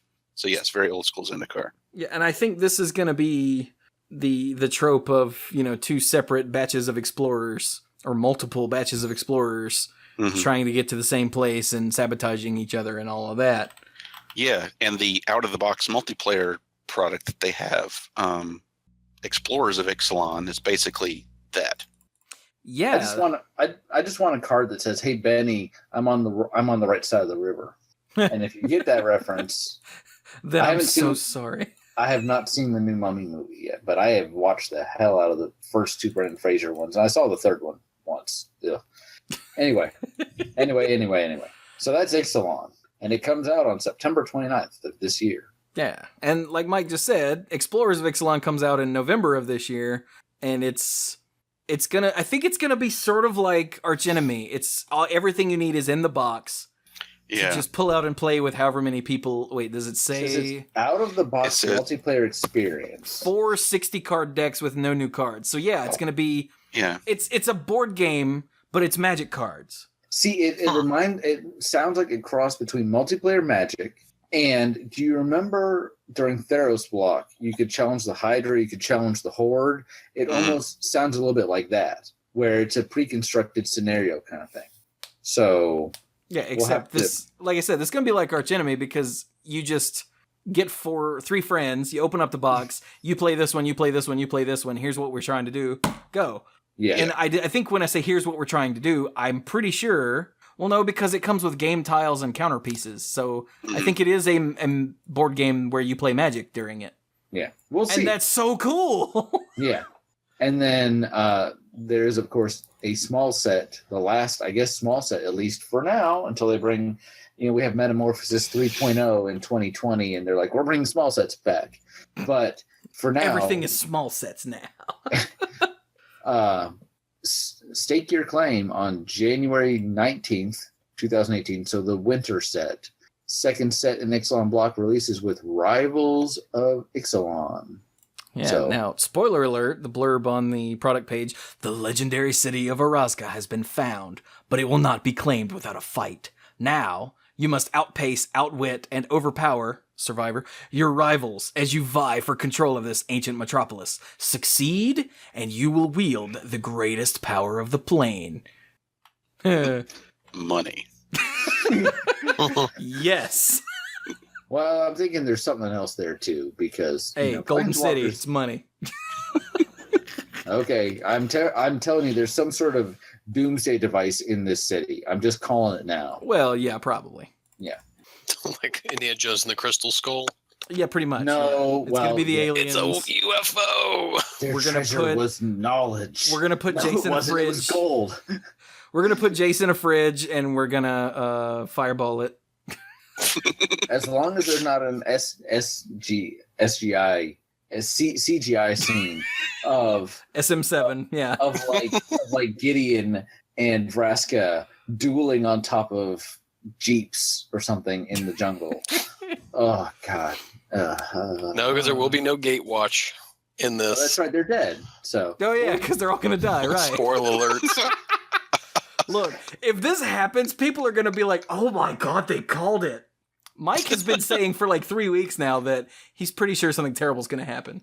They're just going to freaking lose. And I can't remember what this came out in my final thoughts or the Odds odds and ends last week. But, they had this plan. They had this big, elaborate plan for during Battle for Zendikar Oath of the Gatewatch that, like, barely worked right before they all died. In Shadows over Innistrad Eldritch Moon, they kind of tried to use a half-assed version of that plan, and it was totally not working. And the only reason they were able to win was because Emrakul changed her mind and made them win at the last minute. Yeah, for reasons that have yet to be revealed. So yeah, and then for Amonkhet and Hour of Devastation, they show up to try to beat Nicol Bolas with no plan, literally days before everything is about to go down.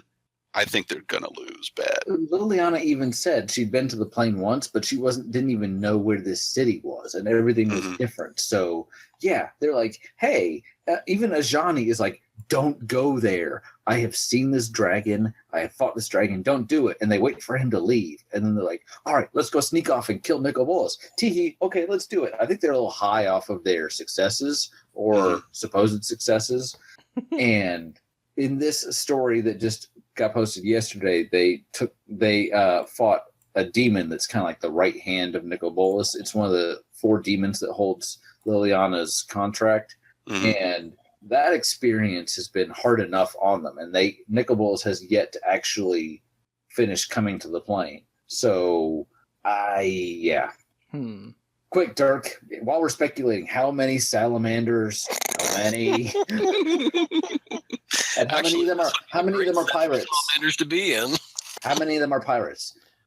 Okay. Wait a minute, are there salamanders? My luck, there are none. Are there salamanders in Central America? Yeah. All right, there we go. There we go. In places where there's water abundant, because they're amphibians. Well, there you go. We're calling it right now, salamanders in Ixalan. Now, All right.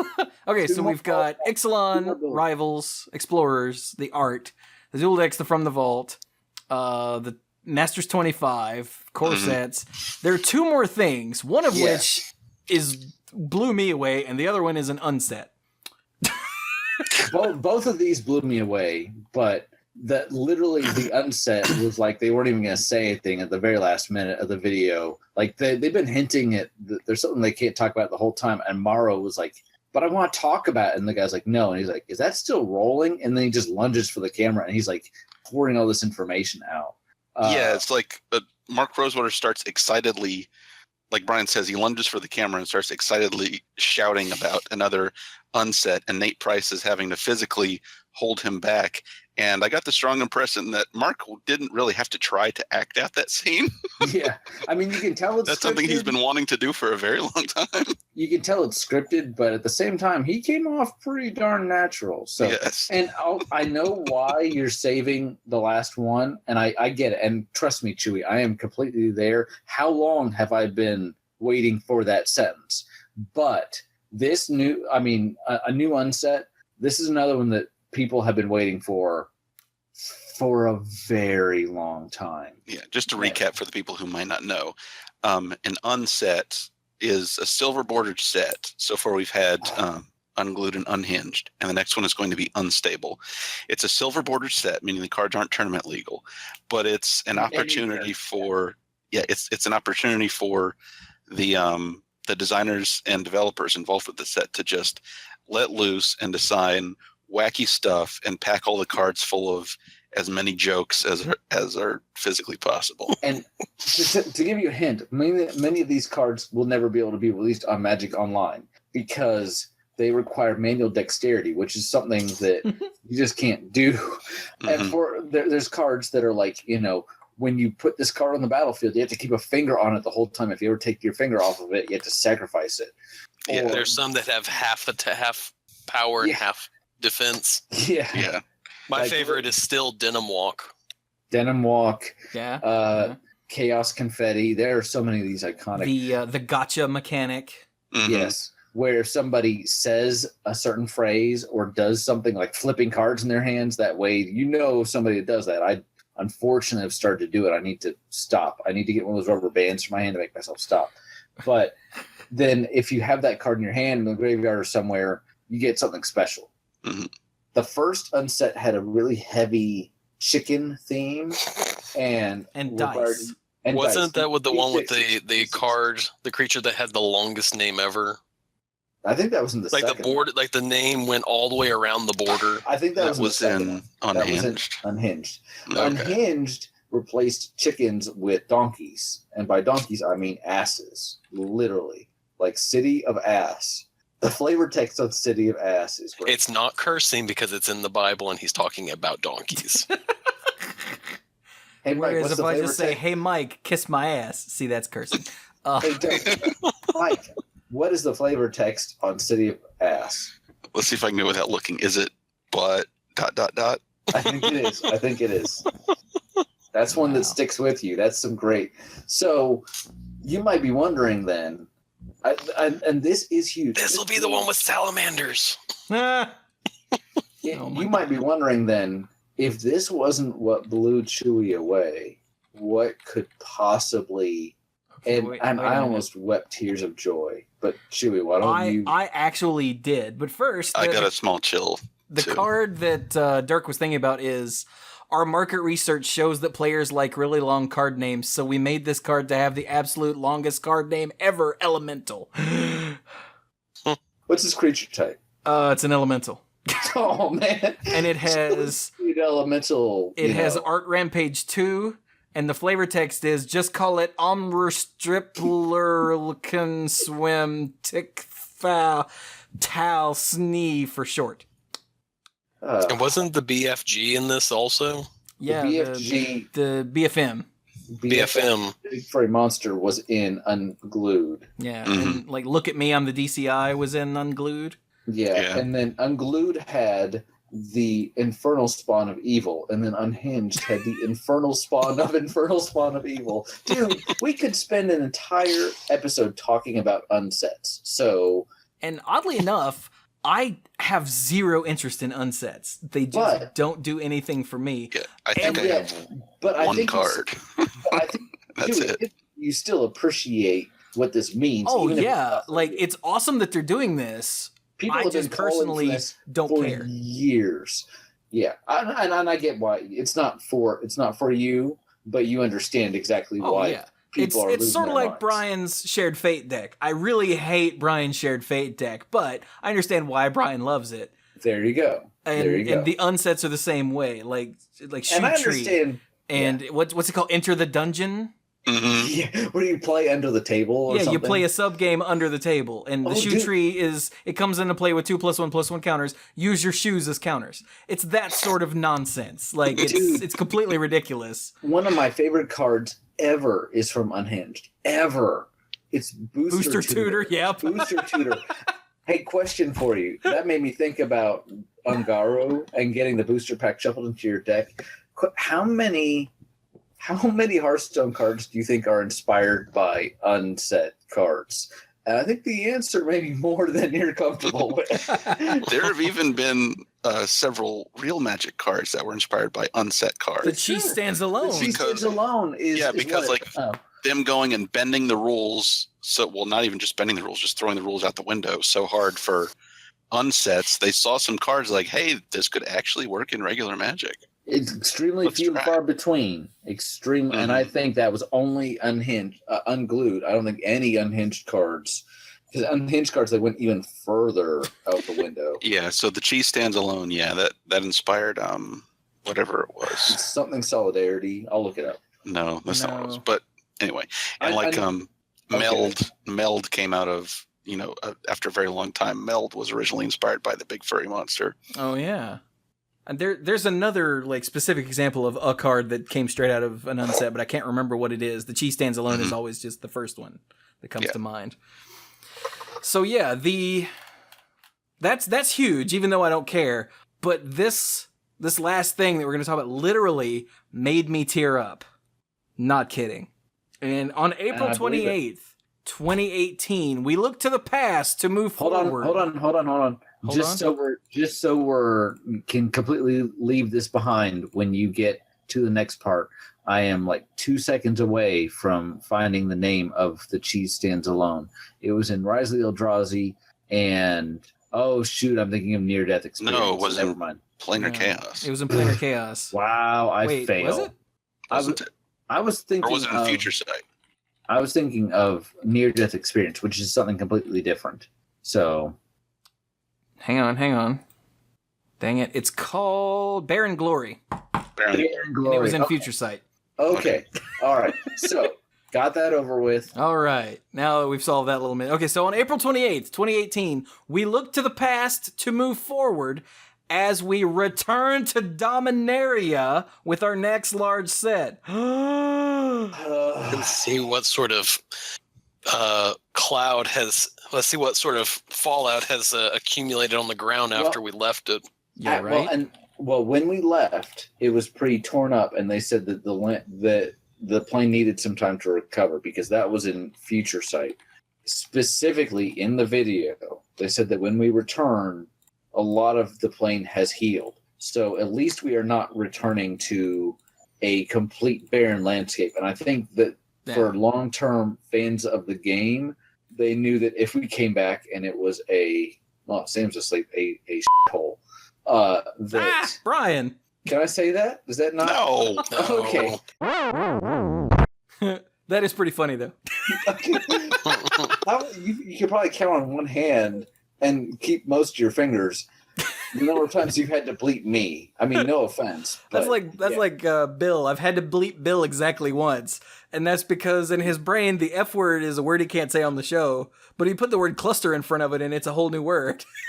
And, the word I just said, I probably should have realized that. But for whatever reason, I was like, yeah, that's okay. But no, I get it. But the last time that we glanced at Dominaria was in 2015 with Magic Origins, because that's where... Was it Liliana? Liliana. Yeah, that's where Liliana was it's where Liliana was from. So some of the cards that dealt with the 10 planes of Origins were from Dominaria. The last time we were there proper will be... by the time this comes out, it'll be 11 years before. So right. May 4th, 2007 was when Future Sight came out. And I remember, and even when we glanced at it in Origins, it was very brief, and it was pre-mending. Yeah, and it was back in the past. Yeah. Back in the past. So we have not been there in the quote-unquote present since the mending happened. That's pretty huge. I remember for the 20th anniversary of Magic, when right before they were about to announce Theros, I was completely like, we're going back to Dominaria. Oh, we're totally going back to Dominaria. It's the 20th anniversary. What else could they do? Theros. Apparently. And they later admitted, we sort of dropped the ball on the 20th anniversary. They did. And they didn't do anything that year. That's what they mean, yeah. And they have completely gone the other way with the 25th anniversary. They are like, here's everything. Here's all this stuff. Yeah, and this will be the 25th anniversary or close to it, because Magic started in 1993. Yeah. So 2018 is 25 years. Mm-hmm. And we're going home. The set's name is Dominaria. The set's name is Dominaria. How sick is that? 69 cards. Magic Open House? Magic Open House. April 14th through 15th, 2018. What is an open house? I mean, I know what the concept is, but what? And it's the week before pre-release? I don't know. That's the thing they haven't... Pre-release. Interesting. And then the release date is the 27th, and they're having a draft weekend, April 28th, 29th. All right, clear my schedule. Yeah, right. But yeah, so for those of you who are new, Dominaria is where Magic started. That's where what little bit of story or whatever you want to call it from Alpha, Beta, Unlimited, Revised, that was Dominaria. The Brothers' War from Antiquities, that was Dominaria. Arabian Nights was not. No. The Dark was not. Really? The Dark was. The Dark was? Yes. Oh, okay. Because I thought it that was was a leading different up plane. to the Ice Age. No. Fallen Empires wasn't, right? Yes, it was. That was Oh, it also was? leading up to the Ice Oh Age. Yeah. my god. So Ice Age was. Homelands wasn't. That was on Old Rotha. Yeah. Give me a Best plane. Mad Lib answer ever. It's either that or Chandelar or Mike's turn. But even the sets that didn't, like the later sets that didn't take place there, referenced it. Right. Or were Like- important to it later. Like Tempest Block took place on Wrath, or mostly took place on Wrath. Kind of. But everything was about what was going on Dominaria. Like wasn't So- Mirage and Visions were Dominaria too, right? Yes. They were on the continent of they were just Jamura. Jamura, yeah. Because Most of Ice Age took place on Terrasair. Mirage and Visions were Jamura. Yeah, and these are all continent. This is how big Dominaria is. We know different geological or geographical places, which imagine a different geographical place on Ravnica. You can't.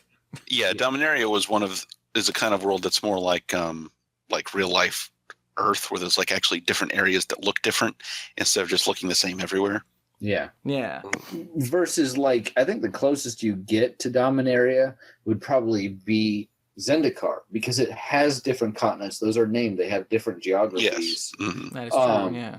But a lot of other planes you pretty much only see within a couple hundred miles, maybe. You have the desert world, you have the fire world, you have the city world. Yeah, it's like Star Wars worlds, whereas or Sonic the Hedgehog.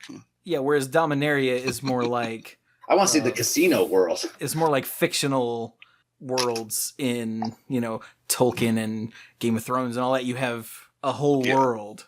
Whereas, like I said, all these others are like Star Wars planets. Oh, there's the lava world, and there's the water one, and because especially in early Magic, they wanted to kind of keep everything based around this one central area, but they wanted different elements to it.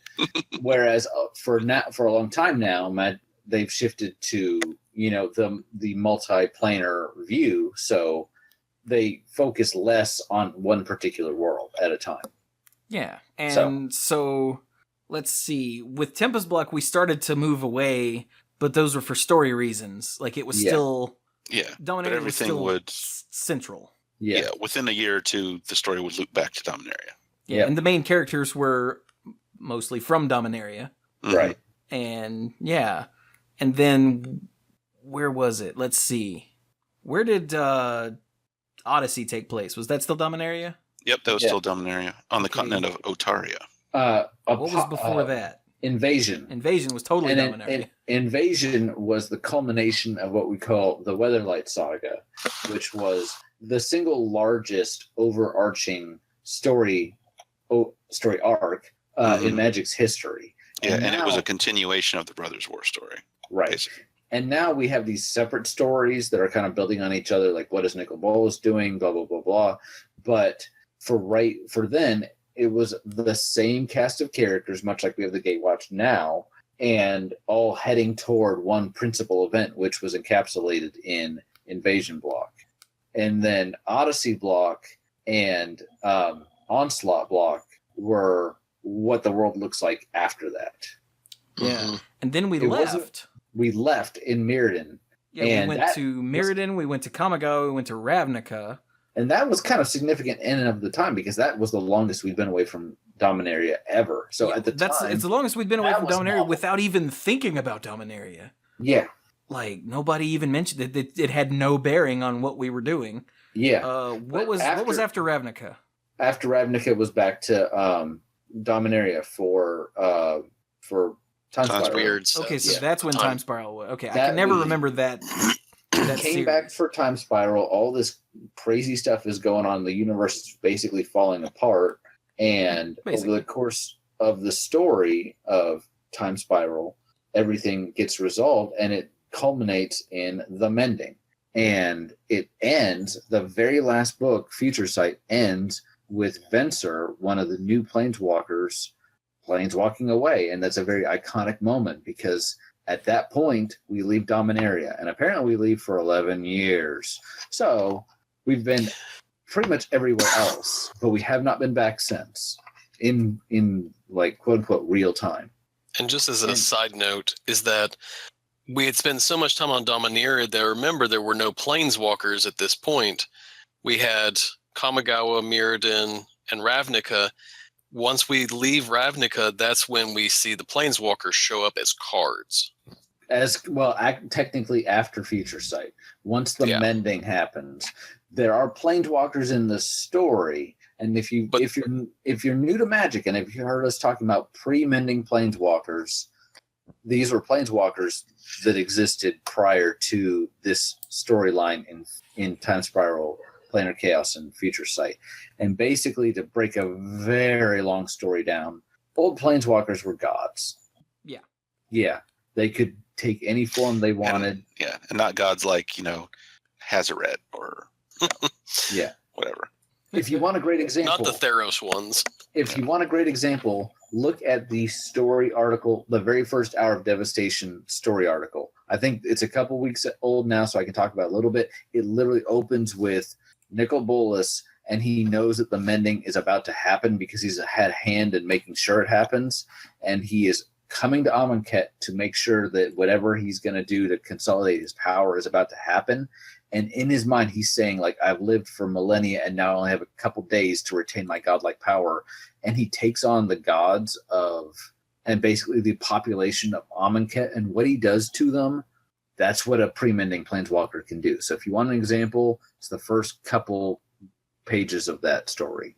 And he's not even really trying that hard. So the question that they would get back then is, how come there's no Urza card? And the answer was always because Urza is way too powerful to put on a Magic card and do right. They won't fit on the card. They won't fit on a card. There's no Yawgmoth card, and Yawgmoth wasn't even a planeswalker. He's different, but he was as close as Immortal comes. So if we wanted to go more into this, we could spend a lot of time on it. But this is all why this means a lot to us as players that have been around. These guys have been playing longer than me, but even I was honestly really disappointed. I love Theros, but I was disappointed that we didn't go back to Dominaria. And the fact that we are going back, and the fact that it's not, apparently things are not going to be, sunshine and cherry cobbler for everybody, but because there wouldn't be a story. But they did say in the video that it's not a war-torn hellscape of a shell of a plane. So to go back and see things like... I thought you were about to say that word again. I was like, why are you going to make me edit twice in one episode? Fool myself once. But anyway, so, things will be going on, but it's not going to be this bleak landscape that, just tears your heart up to see it. It's like coming home. We'll see if there's slivers. Dirk, see, I was about to say Dirk, I can't wait. Now I want to punch Dirk. Dirk, you ruined it. You ruined it. You're welcome. Yes, it's entirely... No, I mean, but here's the thing. There was such diversity on Dominaria. We don't even know what we're coming back to. I can't wait. Yeah, I am super... literally, as soon as I read that, I teared up. And I think one actually formed and dripped down my cheek. I'm not kidding. Because, like I said, I tweeted this. We're going home. That, to me, sounds like a great way to end this. Because... what else can you even say? And we've literally hit every single announcement thus far. And next week we got previews. So why don't we just end this here? So there you go. That is announcement week for this year. So it's gonna be good. I'm still a little iffy on the core sets, but other than that, and I'm kind of sad about duels, though I understand. Yeah. And other than that, this week has just been amazing. Just every day, actually every day, Clues or Bill has sent me a link in our Google chat, and I go, oh, and I open up and I read it, and I go, holy crap! Yeah. Do yourself a favor when we're done and watch that video. Yeah, now that you've said that, and I see it's only 9 minutes long, I'm gonna have to. Yeah. So there you go. How about we wrap this up, you guys? Dirk, you're probably half asleep. Why don't you go first? So my final thought actually has to do with a question I was going to ask during the odds and ends, mostly to Brian. And that was, how far have you gotten into Final Fantasy 15? I have actually, since we talked last, I've picked it up again. Mostly, I wasn't playing it for a while because the only time I was really playing it was in the early evening. And that's when Carrie and I would watch TV shows while they were on. And now just about everything is off the air for the summer. So I have gotten more into it since we talked. And I was actually going to bring this up because I am now in a wooded area. I'm kind of out of the first general area, and I'm on my way to what I feel like is the second area, the second major area of the game. And I did a hunt. How far are you? Are you further than that? I'm chapter 5, chapter 6. Okay, I couldn't tell you what chapter I'm on. Have you done a hunt for a behemoth yet? Oh, yeah. You did do I that did that one 2 nights ago, I think. Was that not the most incredible thing ever? That was a lot of fun. I mean, you guys that have played Final Fantasy, or even if you're familiar with the franchise, you know how iconic behemoths are, right? Yeah, they're the big purple things that kill you, and then you swear. Yeah. In this game, you're able to take on hunts for specific monsters, and usually it's like, go kill this particular group of, medium level ostriches, and taking the hunt causes them to spawn at that particular location. You go and you fight them. And this one was kind of tied to a little bit of story, but it was still optional, or so the game has me believe. So I go sign up for that. And Dirk will tell you, it is this amazing experience. And the behemoth is done perfectly. I mean, just like... He's huge. He's huge. And at this one point, you're like crawling through this really narrow space, trying to like come up behind him. And it's a bit like it's very T-Rex-esque from like Jurassic Park. And he's like sniffing around and he's like roaring. And I'm like, I'm going to die. I'm going to die. And I hope he doesn't find me because I'm so in trouble. But at the same time, I'm like, this is amazing. Did you get the same experience? I did. So that was one of the last things I did before I saved. So if that gives you an idea of where I am. So. Yeah, I'm about 35 hours in at this point, and I'm just about, if I'm not level 40 right now, I'm almost level 40. You've spent more time on it than I have. Probably, you said you were doing a lot of stuff. I think my average level is probably about 25. So I think you've spent a little more time doing. You said you were doing. The behemoth fight was not as, like, it was a cool fight, but I kind of spanked him. I think you probably were a little over leveled. I didn't lose, but it felt appropriately difficult. Mm-hmm. All right, so Dark's a little OP. We're gonna have to nerf this guy. Have you gone to the meteor site yet? What now? Squaresoft. Have you gone to the meteor site yet? The wit site? The meteor site? Not yet. I've taken some pictures though. I posed in front of it. It was really cool. And then the meteor site's fun. I will. I'm not there. I literally just like. Oh no, you're not there yet. You need to be in the 30s before you go there because that was a tough area.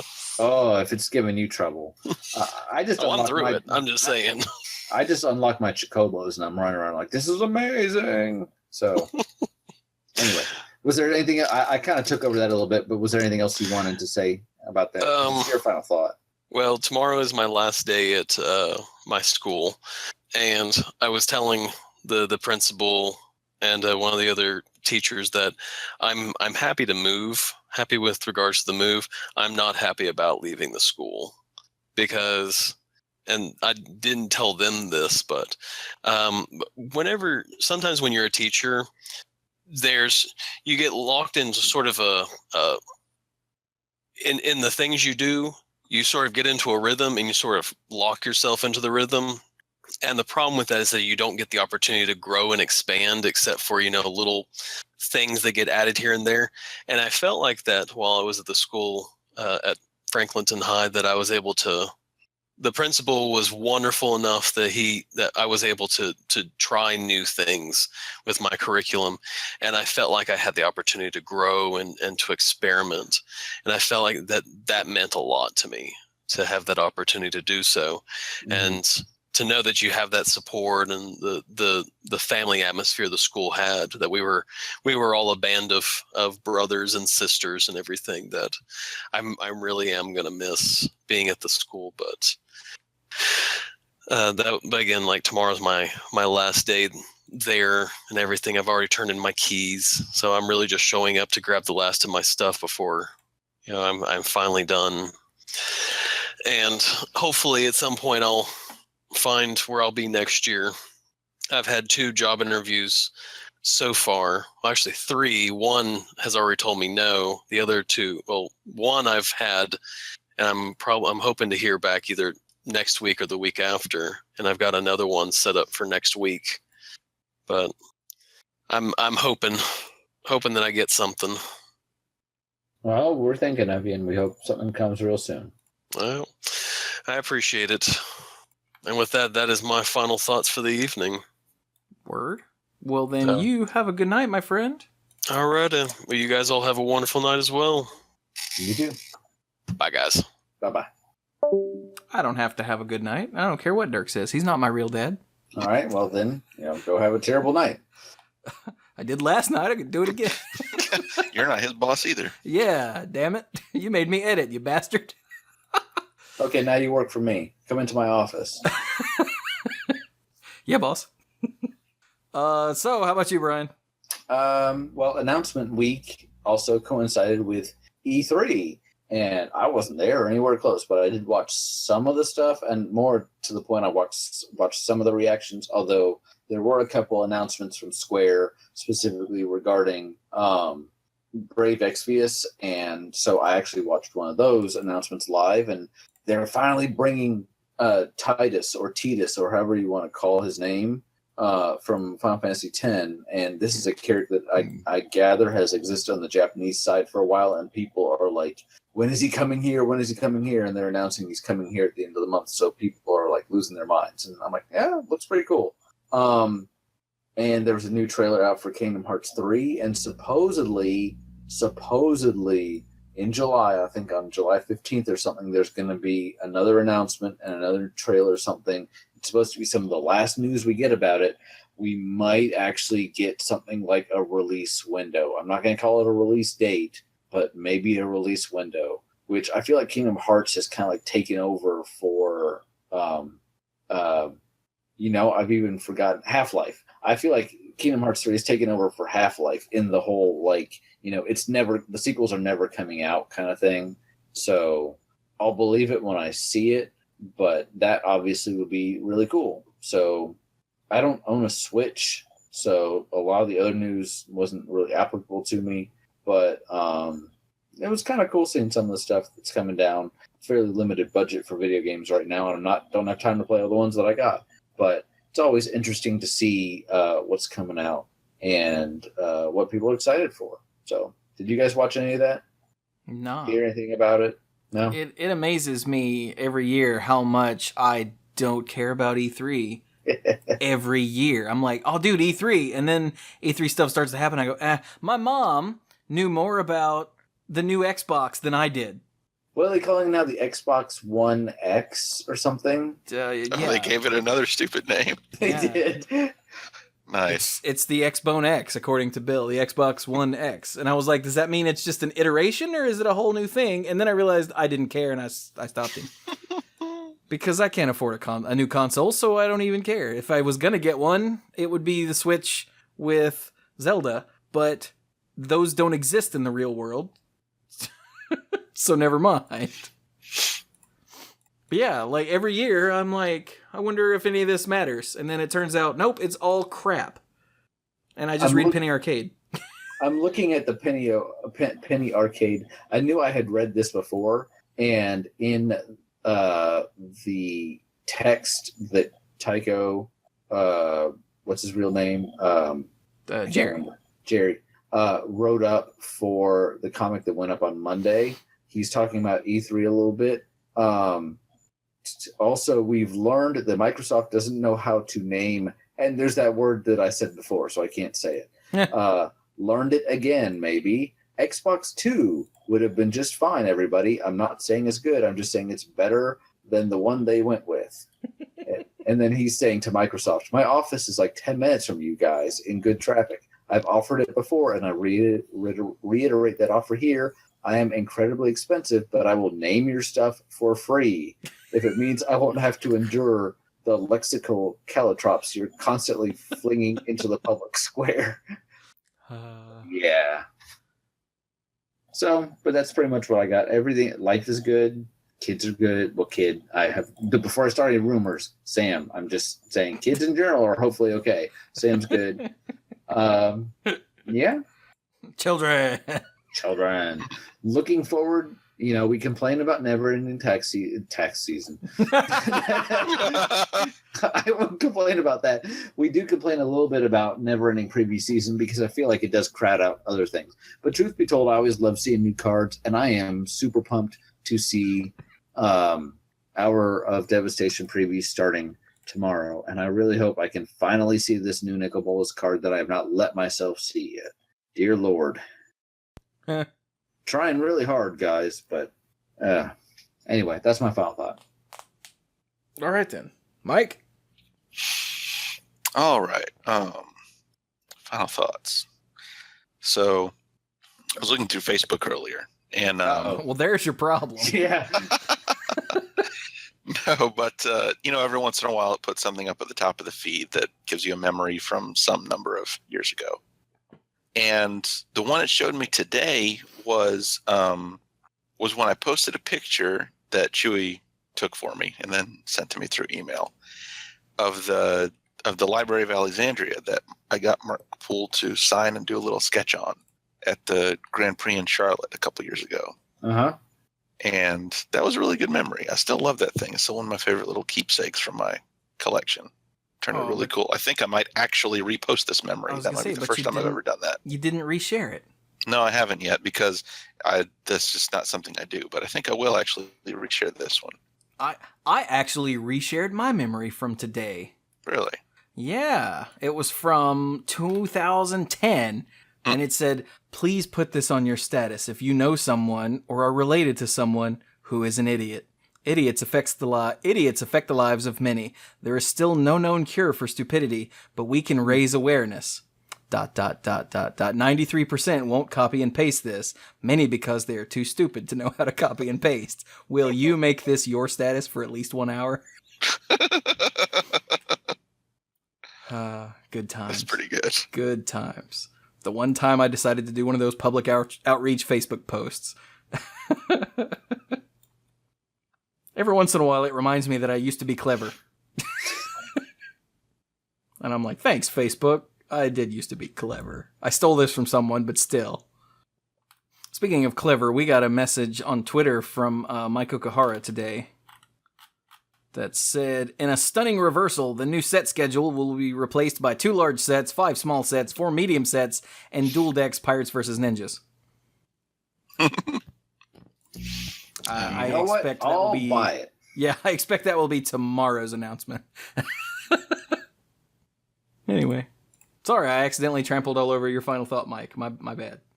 I did. It's dark, so that was pretty much the extent of my final thought, I think. Hey, Mike shared a photo. Hey, look at that. Yeah, I decided to go ahead and do it. I think I actually got a notification from Facebook a couple days ago. It's like, you haven't done like anything in a long time. It's like, yes, I know. Are you still alive? Mm-hmm. Just checking. Lord. So is that it for you then? It is. Word. As for me, I got nothing.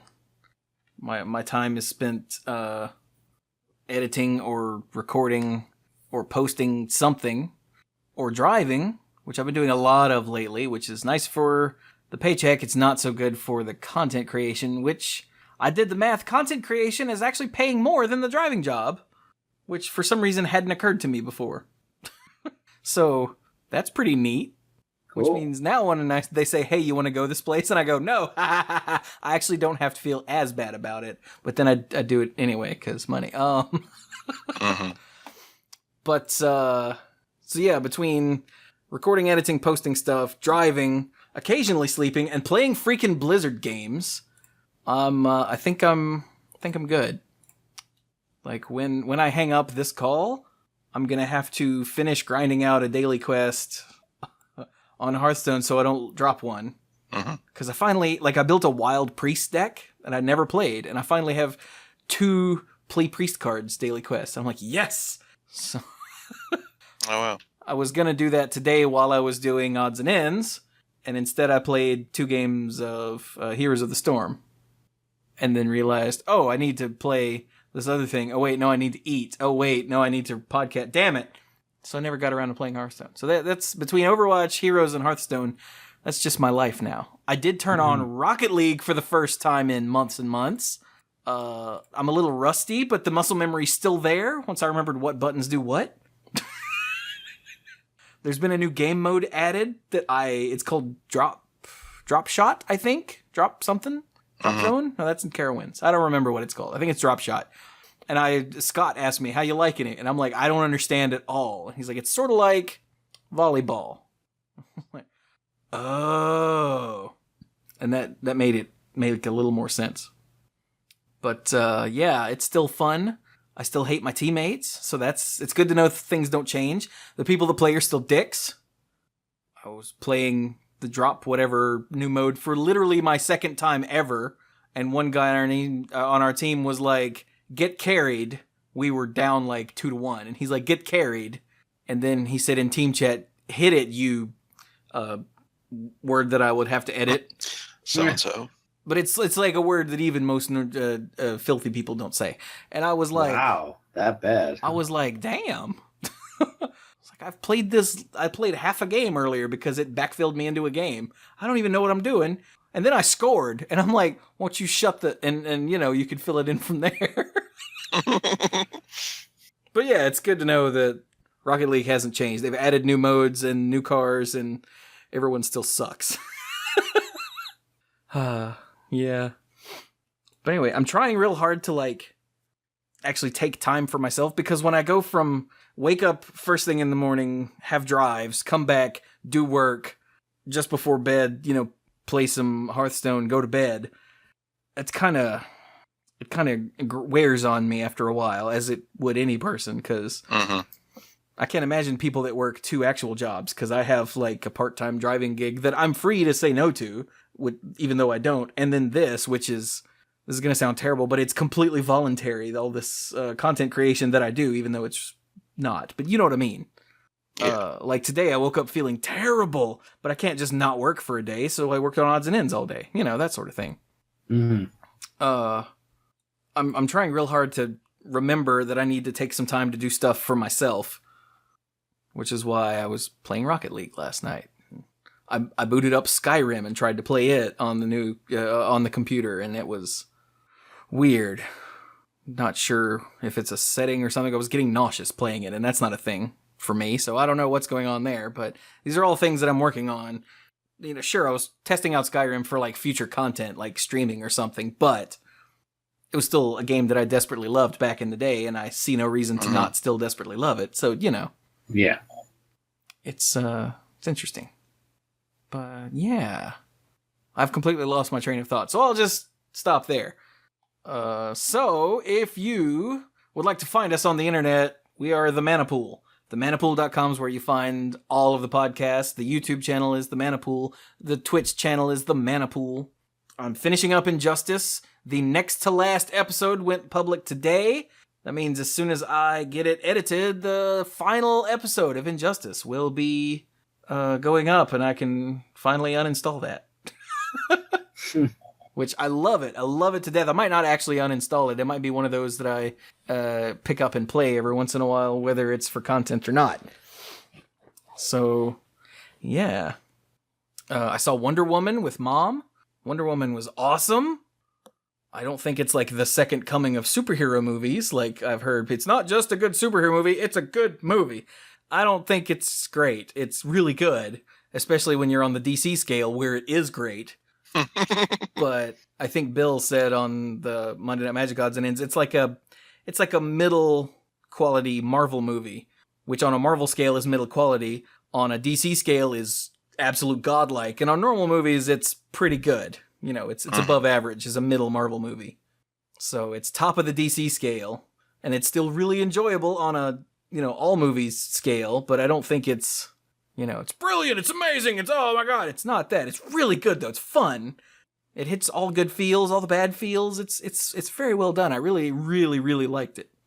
Good. Yeah. And now I'm seeing Spider-Man previews on YouTube just constantly, and I'm like, I want to see it so bad. I'm refusing to watch any of them. Well, they play before YouTube videos, so I sort of don't have a choice for, 4 or 5 seconds. And I'm like, okay, yeah, skip. Okay, there we go. Anyway. Let's see. So YouTube, Twitter, we're at The Manapool, Facebook.com/The Manapool. We're The Manapool everywhere. Same place, same way it is every week. And if you want to send us an email, that's dorks@themanapool.com. That'll hit us. And if you want to help support what I do with all of this YouTubing and Twitching and, wait, that doesn't sound right. YouTube videos and Twitch streams and 2 podcasts a week and all of that, then you can check out the Patreon, which is patreon.com/themanapool, where every little bit helps, and I really do appreciate it. You can get Manapool episodes and YouTube videos early. You can get the odds and ends, all the stuff that's before and after both shows, Monday Night Magic and the Manapool. It's uncensored and unfiltered, and I won't have to go back and bleep the stuff Brian said earlier. And you can get your name on the end screen for all of the videos that go up in each month that you support at that tier. Speaking of which, I have to redo the end slate for real now because Patreon rebranded and changed all of their logos and stuff. Oh, yeah. I got an email about that. Oh, you did? Nice. I got a creator email. It's like, look at all this new stuff you'll be able to do. And I'm like, can I do it? And they're like, not yet. I'm like, you tease. Because the thing that I do most on Patreon is the early access stuff where, patrons can get it early. Yeah. They're going to make that automated. Ooh. Right? It's freaking sick. So, yeah, I'm very excited about that because that's the main reward on Patreon is the early access stuff. So what I do is I set it for, the $5 or more tier, and then later I have to remember to go in and make it public, which I haven't done, which is why when I looked earlier, I had like the last 16 things that went up at early access just never went public. Now, they're public where you can get them, on YouTube and the podcast, but they're not public on Patreon, so it looks like nothing public has been done. Mm-hmm. Whoops. So yeah, over the next several days, I'll make all those public, but I don't want to just vomit 16 for the people that are patrons, but not at that tier. A couple of those people have been like, wow, you posted a lot of stuff today. I'm like, actually, I didn't. I just made it all public today. Sorry.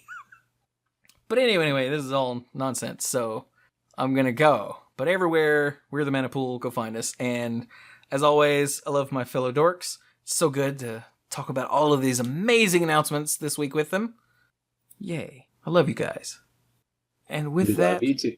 We'll be done. This has been the Manapool number I already forgot. Is it 467? I think that's right. Let's say yes. It is, episode 467. So thank you all so very much for listening. And go play some Magic.